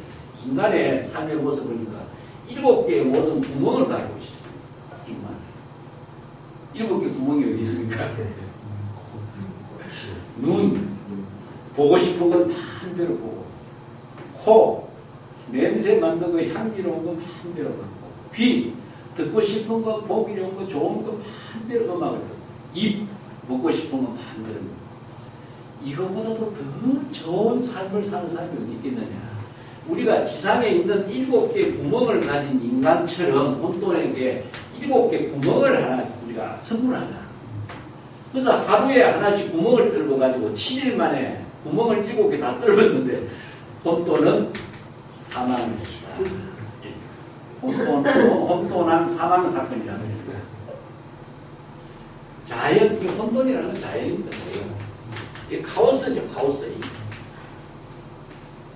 뭐라고 말할 수 없는 것이고 대상으로 이해할 수 없고 뭐라고 분석할 수 없는 세계가 자연인데 자연을 인간이 눈, 귀, 코 7개로서 보고 듣고 분별하고 분석을 하면 어떻게 됩니까? 자연이 죽어. 그래서 혼돈은 혼돈 그대로의 생명의 작용이 있는데 인간이 자기 생각으로 분별해서 혼돈의 자연의 모든 생명을 죽이는 이런 비유를 해요. 내가 이거를 이게 그 이야기들이 등소평이 이제 등소평이 일본을 왔어요. 그 일본하고 중국하고 섬 하나 갖고 지금 국토 분쟁을 하고 있잖아요. 우리 그 독도 때문에 분쟁하는 것처럼. 그래 할 적에 등소평 당신이 일본에 왔으니까 이번에 이 국토 문제 해결합시다. 일본 정부에서 이제 이걸 막 협상 카드로 제시합니다. 근데 등소평이 뭐라고 하냐면은 그 섬은 혼돈과 같은 것이다. 지금 우리가 좋은 평화를 유지하려고 지금 협상하고 와가지고 왜 그 섬을 갖고 끄자고 되느냐. 그거는 혼돈은 그대로 두고 혼돈과 같은 섬은 두고 우리는 지금 좋은 평화적인 이야기를 합시다. 이렇게 한 유명한 이야기입니다. 이 정치가들이요, 이게 뭐, 제갈공명이라든가 정치가들이 이렇게 외교를 잘한다든가 정치를 잘한다고 하는 것은 이런 지혜를 적소에서 잘 활용해서 필요 없는 것은 싹 제껴두고 필요한 일을 잘 활용하는 그 지혜를 쓰는 사람이야. 그래서 등소평이라는 그 혼돈 이야기가 유명하게 전해집니다. 이게 중국의 고전에서 하는 지혜를, 이게 옹고지신인데 고전의 지혜를 가지고 자신의 여기에서 좋은 지혜로운 삶으로 만들어가는 능력을 갖추는 그 힘이 이제 이런 것들. 우리가 경전 공부도 사실 그런 지혜를 쓰는 거죠. 낮자 만만이라 남만이라는 안목을 갖춘 그 낮자는 속이기 어렵다. 이게 정법의 안목을 갖춘 사람은 속일 수 없다. 아무리 그 배를 숨겨놔도 배는 훔쳐가는 것인데, 의식에 감춘다는 것은 의식에 남아있지만 법기에 감추면 어떻습니까? 가치가 없죠. 이걸 이야기하고 있어요. 중생심의 의식에 감춰두면은 언젠가는 흔적이 있기 때문에 훔쳐가 없어지게 되고, 그렇지만 진여 법계에 감추면 어떻게 됩니까? 대상 경계가 없고 자치가 없고 흔적이 있기 때문에 진여 법계에 감추는 그 오배는 훔쳐갈 수 없다. 자, 이 중생심의 사량분별 의식의 대상 경계에 감추지 말고 진여 법신의 지혜 작용 속에 감추도록 하라 이 말이에요, 사실은. 자, 곧 뒷페이지 진원 착도라. 응? 이것은 이제 맑은 물에 착도는 무엇이냐? 돛을 올린다. 이 착이라는 것은 이제 착수하다 그런 의미를 두고 있어요. 맑은 물에 돛을 올린다. 이건 이제 소당장로의 그 깨달음의 심경의 세계를 그 동산양계의 현중명이라는 유명한 개송을 통해서 이걸 읊었어요. 동산양계의 이거 개송은요 너무 차원이 높아요. 그래서 철학 체계도 깊고 동산양계 그만큼 그 사유하는 힘이 깊다는 의미를 두고 있죠. 풍랑이 없는 조용한 밤중 계곡 맑은 물에 몸을 숨기고 있으면서 이게 깨달음의 경지죠. 원래 일체 계공의 경지에서 닻을 올린다. 이게 뭡니까? 시절 이념에 자기 본분사의 노용을 펼치는 거죠. 이게 정중동의 세계예요. 그래서 공불공, 진공묘유의 작용을 펼치는 사람이 바로 소당장로다. 이 두 구절은 소당장로의 가사자락을 들어올린 것을 이렇게 병타사수로다. 어찌 죽은 물에 빠져 죽을 수가 있겠는가. 이어서 사수라는 것은 중생심의 망념의 물이죠. 지혜의 안목을 갖춘 사람은 중생심의 생사윤회의 강물에 빠져 죽지 않는다. 그래서 이제 안목 있는 납선 쏘기를 자, 밑에 구절. 용어 미지 수이명이요. 또 구절. 절건 불광이 요일가이다. 요일교라. 자, 용과 물고기는 물이 생명이 된다는 사실을 알지 못하며 부러진 젓가락으로 한번 찧어도 무방하리라. 그게 뭐냐면 우리가 물고기가 물속에 살고 있는데 물이 있는 줄 모르죠.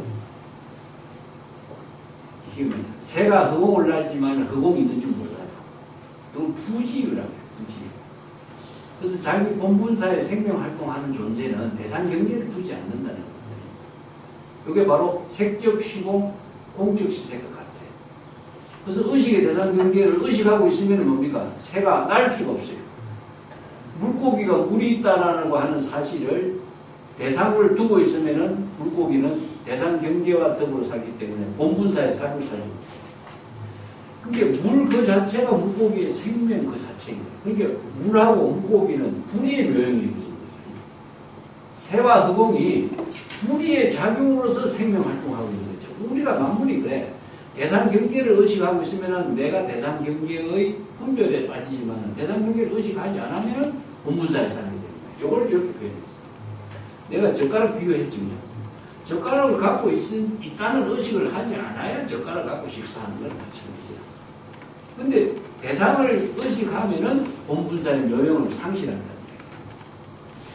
또 이제 그 구절을 갖고 이 두 개 개성을 보는데 당국자 미용 타초 경사라. 이 두 구절은 바둑을 뜨는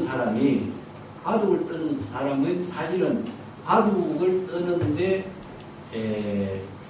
미혹하다라고 하는 것은 옆에서 바둑을 뜨는 사람은 바둑의 전체를 보는데 바둑을 뜨고 있는 사람은 바둑알만 보잖아요. 바둑알만 보기 때문에 자신을 보지 못해요. 그때 중생은 대상 경계를 보지만은 자신을 보지 못하는데 여기에서 바둑을 뜨는 사람은 자기가 바둑알만 보기 때문에 자신의 문제집을 볼 수가 없다 이런 뜻이죠. 바둑을 뜨는 사람 옆에서 지켜보는 사람은 전체를 다 보는 거죠. 그런 의미로 쓰여졌습니다. 그 다음에 절검이라는 것은 부러진 젓가락을 가지고 물을 한번 쓱 저음으로 해서 물이 고요하게 있었는데 물을 한번 젓가락으로 저음으로써 물이 존재한다는 사실이 드러나는 거예요. 물의 생명활동이 작용하는 것입니다. 이번에 현사선사가 소당장로가 고요하게 있어서 저 사람이 진정 본분사의 삶을 살고 있는가 젓가락으로 하고 쓱 저어보는 거야. 이게 물이 움직이니까 어떻습니까? 물고기가 움직이죠. 그 물고기가 움직이는 그 생명의 작용을 움직이도록 현사선사가 옆에서 젓가락을 한번 저어준다. 이런 의미입니다. 그런 것을 이제 앞에서 언급한 거랑 똑같습니다. 소당장로의 지혜 작용의 본분사를 현사선사가 시험하는 것은 그 소당장로가 정적인 세계에 빠져 있지 않고 지혜로 작용하는 경지를 이루도록 현사선사가 도와주고 있다. 이런 의미예요. 자, 그 10페이지 밑에. 그렇기 때문에 이걸 어떻게 비교했냐면은 풀을 쳐서 뱀을 놀라게 했다. 뱀이 풀 속에 가만히 있는데 옆에 풀을 딱 치면은 뱀이 자각 놀라게 해서 자신의 생명의 작용이 되살아나게 했다. 이런 의미랑 마찬가지입니다. 현사사요 소당장로, 현사선사요 소당장로요 두 사람이 다 안목을 갖춘 훌륭한 선지식이다. 이렇게 칭찬을 말이죠. 그래서 이 장 여기서 이게 범죄자를 두 사람을 똑같이 10장을 집행하는 것을 이제 법률용어인데 한 장에다가 그 두 사람 모두가 영장을 집행하는 청구입니다. 자, 11쪽에 보면 함계전봉이요. 함의 뚜껑이 딱 들어맞고 화살과 화살총이 딱 들어맞았다. 이 두 사람은 이런 경지다. 이게 무리의 묘용을 펼치는 지혜의 안목을 갖추었다. 이게 참동계에 이제 이런 개성을 쓰는데 선생들이 이심전심 정법의 안목으로 지혜를 작용하는 묘용을 이렇게 펼쳤습니다. 11쪽이 중간에 보면은 탄간영초요. 그 탄간영초도 이제 임재욱 같은 데도 자주 있지만은 상황을 탐색하는 장대, 영초는 물고기를 잡는 풀, 이 두 가지 도구입니다. 도구. 그 도둑이 나무 집에 장대를 한번 쫙 던지보는데 그러면은 개가 있거나 누가 있으면은 사람이 있으면은 도둑이 못 들어가잖아. 아무도 없으면은 안 넘어가. 이게 상황을 판단하는 도구로서 장대를 쓰고 물고기를 잡으려고 하면 물고기가 숨을 곳을 만들어줘야 되잖아요. 그래서 이제 풀을 장대에다 묶고 가고 물속에 쭉 꽂아두면 물고기가 그 풀 속에 숨는 거예요. 그러면 가서 잡는 거예요. 그래서 물고기를 잡는 도구 이런 의미를 써요. 자, 이것은 이제 탄간영초 이런 말은 소당장로의 안목과 견해의 깊이를 시험하는 탐색의 도구로서 현사선사가 그 어저께 그런 질문을 던진 것이다. 이런 의미죠. 만보세한심이요. 자, 추운 겨울을 견디는 마음, 오래 보존하기가 어렵다. 그건 이제 논어에 있는 자한편의 유명한 이야기죠. 세한년후의 송객지 후조이라. 이 세한도, 추사의 그 세한도가 이 그림을 그린 거죠. 예, 추사에. 그 추사가 제주도에 기양 갔을 적에 제자가 중국에 가서 좋은 책을 구해와서 계속 보내주니까 그 제자의 마음을 너무나 가상히 여겨서 내가 기양살이하고 있는데 모든 사람들이 다 내 곁을 떠나갔는데 그대만은 한결같이 나의 마음과 이렇게 변하지 않고 책을 보내오고 이렇게 해서 고마운 마음으로 해서 세한도 보내주죠. 그래서 이 논의 유명한 말이죠. 그 선생들의 그 유명한 소설이 있어요. 이게 이제 복선 초경선사에 서리가 내린 후에 비로소 송벽의 지조를 할 수가 있고 어려운 일을 겪은 뒤에 장구의 마음을 알 수 있다. 이제 선생들의 본문도 이런 그 논어의 이런 구절들을 좀 응용한 거라고 할 수 있죠. 이건 이제 진여 법신의 지혜가 여여부동한 경지를 이렇게 보십니다. 잠충야 노구소견입니다. 이것도 이제 주는 게 고사인데, 자, 웅크리고 있는 것을 이제 잠축이라고 하죠. 웅크리고 있는 모습은 뭐와 같느냐? 본래인 모습을 웅크리고 있는 모습이라고 해요. 자, 노구는 늙은 거북이죠. 노련한 늙은 거북이, 소년, 연꽃과 함께 놀고 이런 말이죠. 아주 거북이 오래 살다 보니까 아주 노련한 경지가 됐어. 그래서 연꽃과 같이 함께 본분사의 삶을 사는 그 유의하는 거예요. 이런 경지가 되었다 하는 것을 이제 거북에다 표현한 건데, 여기 이제 잠축이라고 하는 말은 거북이 장육이라고 하죠. 거북이 그리고 난다 이런 말씀입니다.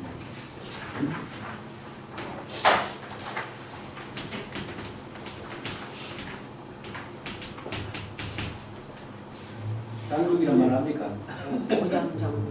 네? 거북을 장국이래.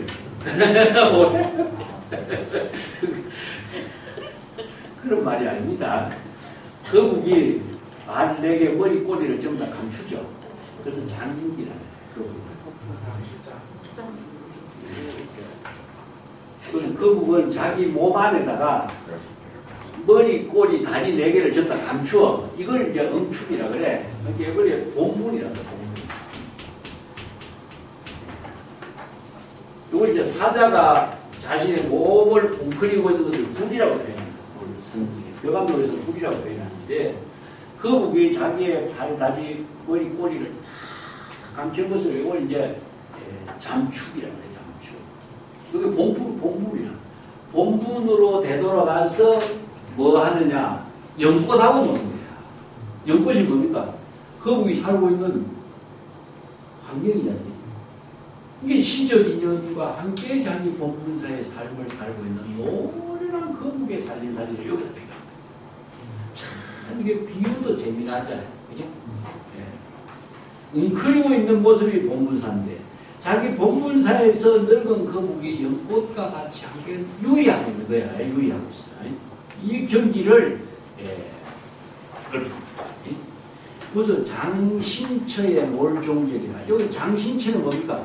중생의 심에 모든 몸이 다 여기서 없어졌어. 그러니까 자신이 종적이 자치나 흔적이 없어진 거야. 이 거북이 자신의 모든 팔, 다리, 대상 경제의 모든 것을 다 감추니까 본분으로 되돌아간 것처럼 여기다 연주한 겁니다. 그래서 거북의 살림살이를 선성의 본분사의 살림살이라고 은유해가지고 있어. 개성도 그렇게 엎고 예, 차고도 그렇게 했습니다. 장신체의 노정도. 그 뒤에 그죠? 유의하는 모습이 무엇이냐? 할인 농교다. 자, 이거 유의하는 것은 뭐냐? 시절 인연에 따라서 자신의 본분사에 유의하고 있는 살림살이는 어떠냐? 여기 이제 화리는 금린 화린 것처럼 화려한 잉어죠. 이게 훌륭한 잉어라. 이 중국 사람들이 잉어가 용이 된 것처럼 잉어 이야기를 자주 써요. 그래서 이제 잉어를 금린이라고 표현하죠. 이 훌륭한 수행자를 금린.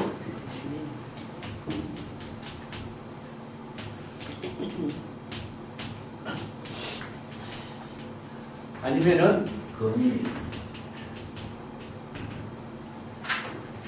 그 훌륭한 수행자를 잉어에 대표합니다. 유의하는 모습이 화려한 잉어가 마름을 희롱한다. 이게 뭡니까? 잉어가 거북이 연꽃에 놀고 그 잉어가 마름의 풀과 같이 함께 유의하는 살림살이. 이게 물속에서 유의하는 것이에요. 그래서 유명한 내가 써놨나? 협산선사가 맑은 강의 물고기가 홀로 자유스럽게 흐르고 청담지수의 유어 독자함이 이 마찬가지죠. 자기 본분사의 삶을 유의하는 모습이다. 그 차고도 재미나요. 장신체의 놀종적이요. 그 자치나 흔적이 없는 경지. 장신이라고 하는 것은 법계의 몸을 숨기는 것이기 때문에 자, 중생심의 몸이 전부 다 없어지면 법계와 하나 된 경지지. 법계와 하나 되면은 자신이 대상경계의 자체의 흔적이 남길 수가 없어요. 그 경기는 아까도 이야기했지만 장자의 배를 골짜기에 훔치면은 훔쳐가지만은 우주 천지에 감추면은 훔쳐갈 수 없다. 이와 같은 비유를 그대로 쓰고 있습니다.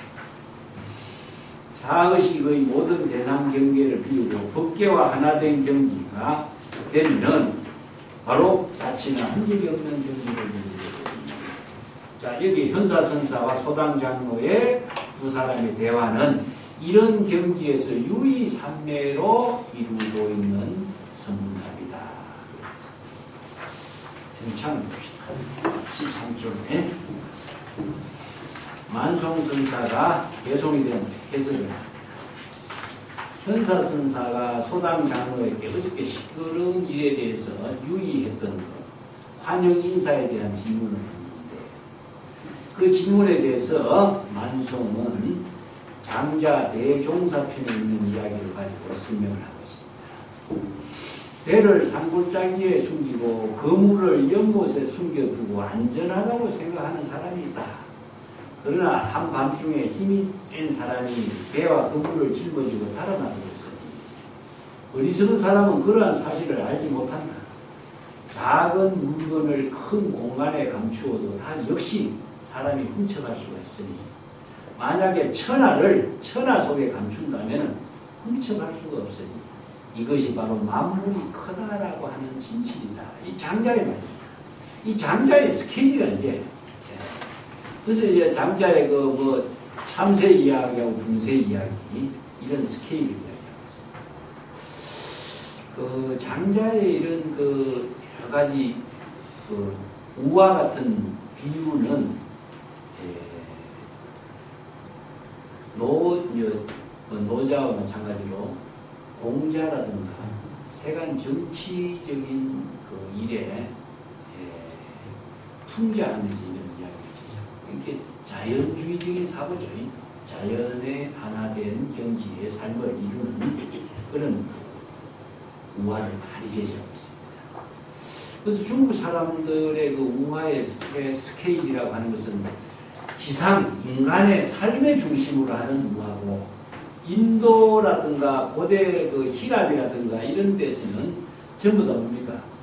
지상의 문제보다도 허공, 천상의 세계 이런 데 대한 우화를 주십니다. 그래서 전부 다 신의 세계를 주제로 해서 우화를 만들고 중국에는 현실의 모든 인간의 삶을 중심으로 해서 만들어낸 지혜의 우화를 만드는 거죠. 스케일이 이제 배경이다.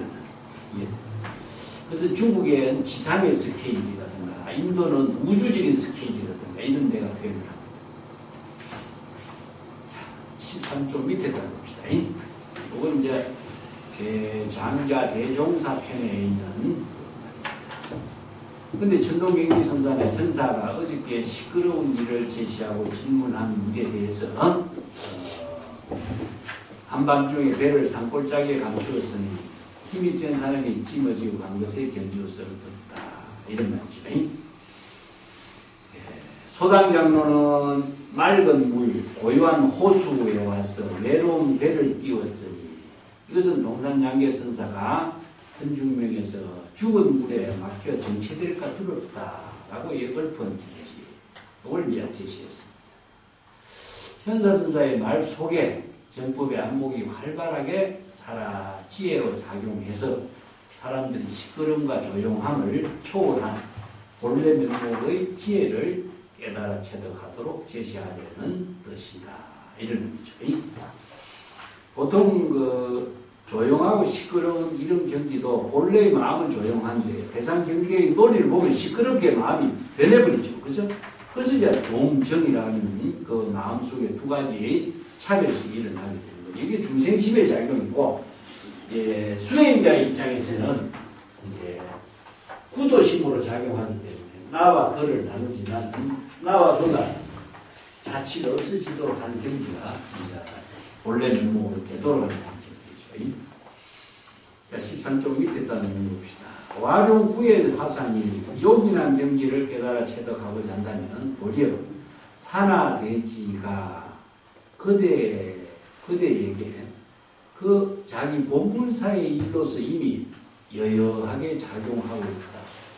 또 구경의 경지라는 사실을 분명하게 제시해 줄 것이다. 자, 산하대지 그 자체는 본문사로 그대로 드러내서 보여주고 있는 것이 바로 제법 실상의 건물이라는 이런 뜻입니다. 자, 문수보살이 문으로 불이 법문에 깨달아 체득한 경지죠. 일체의 모든 유의의 존재인 토목기와 돌들이 그대의 지혜작용으로 개도하는 것입니다.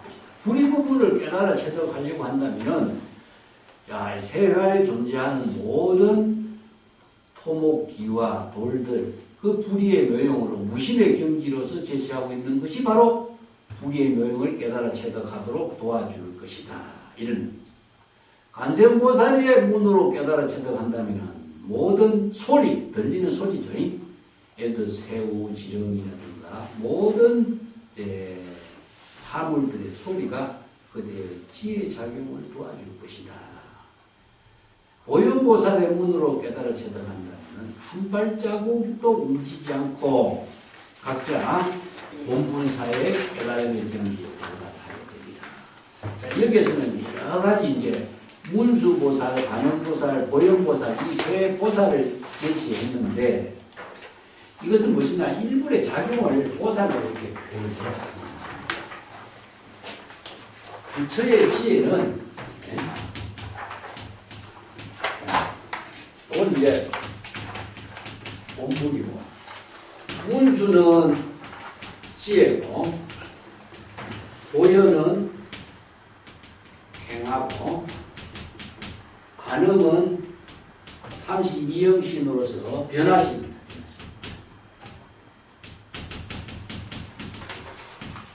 그래서 부처가 문수, 보현, 관음 여러 가지 이제 보살의 덕을 부족했다라고 표현해요. 그러니까 한마디로 말해서 이건 이제 아바타죠.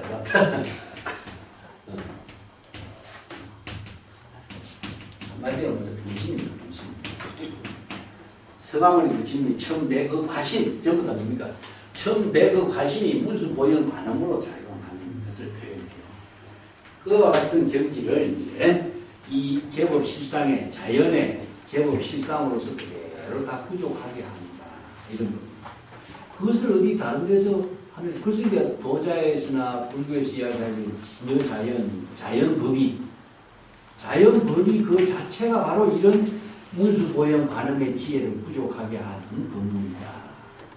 내가 이 세 가지 방편 법문으로 그대들에게 제시하느니 이것은 마치 하나의 부러진 젓가락으로 바닷물을 지어서 어용 물고기들이 물이 자기들의 생명이라는 사실을 알게 하는 것과 같다. 이게 뭡니까? 물이라고 하는 것은 뭐죠? 예? 자연이지, 자연. 자연 그 자체가 생명의 근원이고 자연 그 자체가 생명의 본분이라는 사실을 여기에서 문수보현 지혜가 뭡니까? 바로 부처의 지혜가 자연법이거든요. 자연법으로 이루어지고 있는 모든 문수보현 지혜가 우주 만물의 존재 그 자체가 바로 자연법위와 관계로 이루어졌다 하는 것을 근데 그 자연법위 속에 빠져 있으면 안 되니까 젓가락을 하면서 저어서 물이 생명의 작용으로 이루어진 사실을 자각하게 했다. 이런 거죠. 그 문수 현사선사가 소당장로가 그 자연 그 속에 빠져 있는 것이 아니라 자연 그 자체의 지혜의 생명이 작용이 되도록 해주었다. 그래서 물고기들이 물이 자신들의 생명이라는 사실을 알게 해준 것과 같다. 그 경기는 동정, 어묵, 거래, 일체의 상대적인 차별상을 초월한 진공 묘유의 지혜로서 본분의 원래 면목을 깨달아 여여하게 지혜로 작용하는 경지를 체득한다면 그때의 허송세월을 보내는 경지를 모면했다고 하리라. 자, 이게 정법의 안목을 부족한 그 지혜를 자연법위로 깨달아 체득하게 한 본분이다. 천동경지선사가 이 개송은 현사선사가 수행자들에게 쓰란 본문을 넓혔다. 자, 14단 밑에다. 만약에 진정한 작가 선지식이라고 한다면은 작가는 선지식이라는 뜻인데 작가는 자신의 정법의 안목으로 독자적인 방편의 지혜를 부족한 사람이고 그런 지혜로운 본분사의 삶을 사는 사람을 작가 선지식 함과 함의 북궁이 정확하게 불이체가 되는 것이 같고 화살과 화살촉이 끝이 서로 맞부딪혀 부딪히는 것과 같이 불이체의 묘용을 펼치는 것과 같다.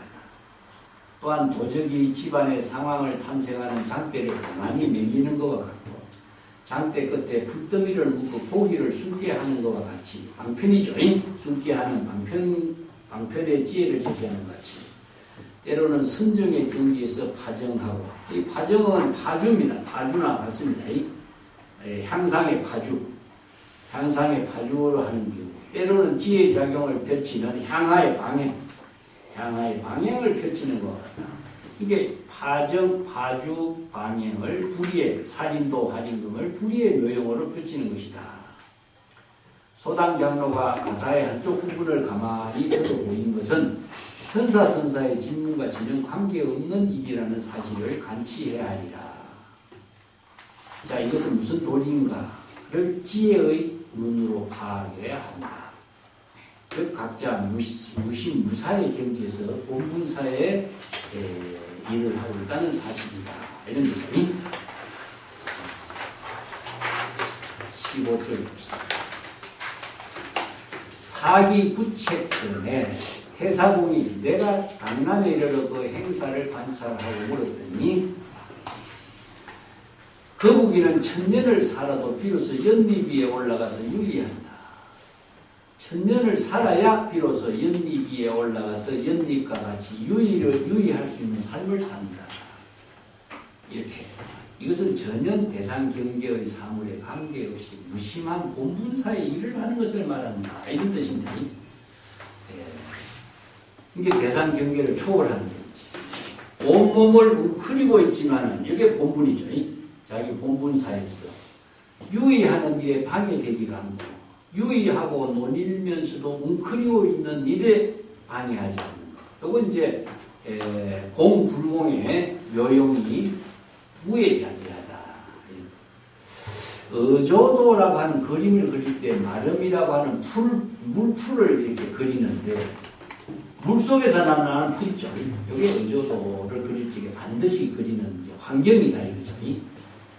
그 물풀은 파도에 따라서 흔들리면서 스스로 문양을 이루고 있으니 마름은 물풀인데 문양이 있는 물풀이라는 뜻이다.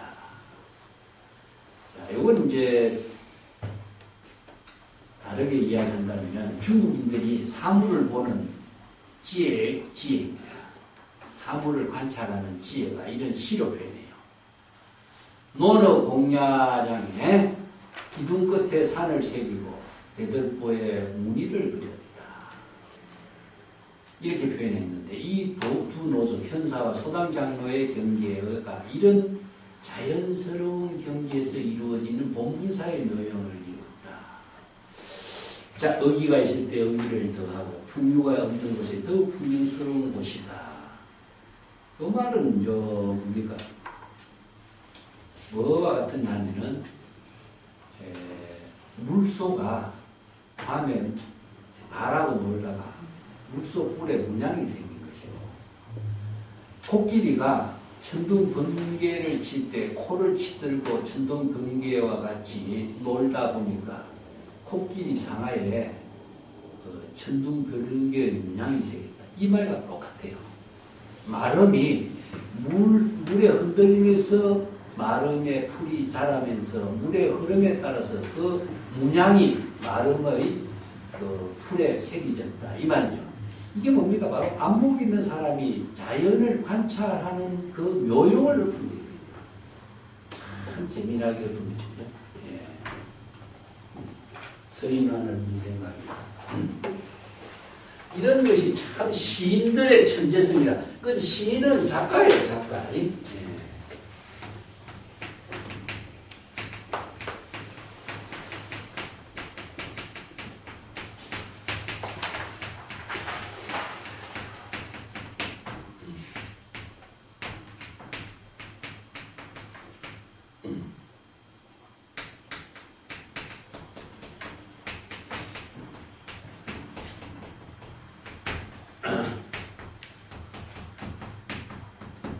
이게 얼마나 멋있는 시야, 이게. 물소가 밤에 달빛하고 이렇게 놀다 보니까 그 물소의 뿔에 달빛의 아름다운 문양이 생겨요. 문양이 생겨요. 이게 물이라고 하는 것은 문양을 하는 거예요. 이게 물소의 그 뿔을 깎아서 뭡니까 여러 가지 빛을 만들고 그러죠.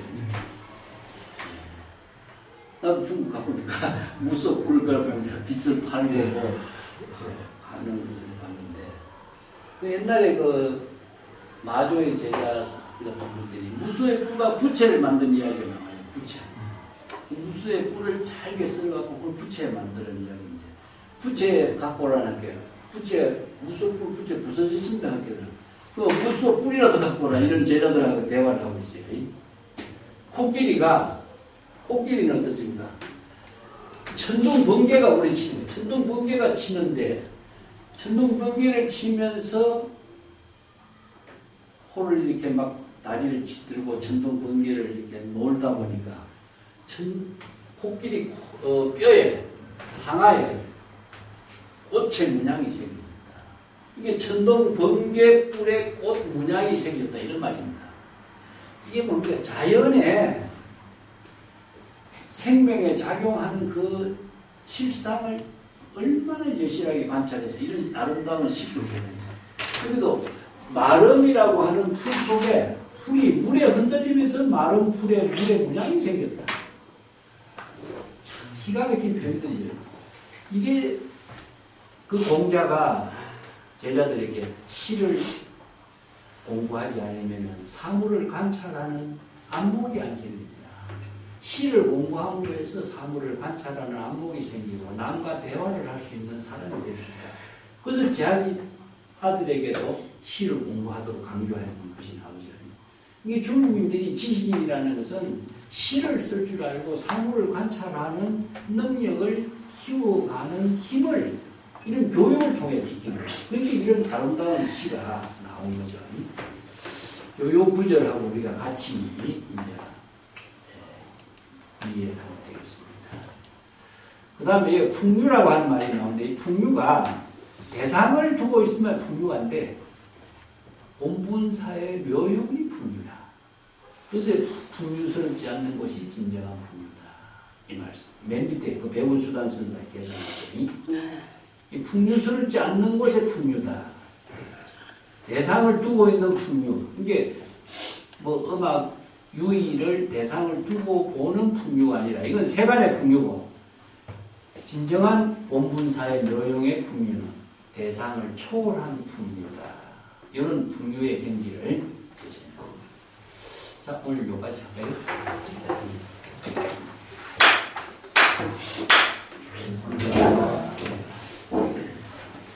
마스크를 좀 불어놨죠.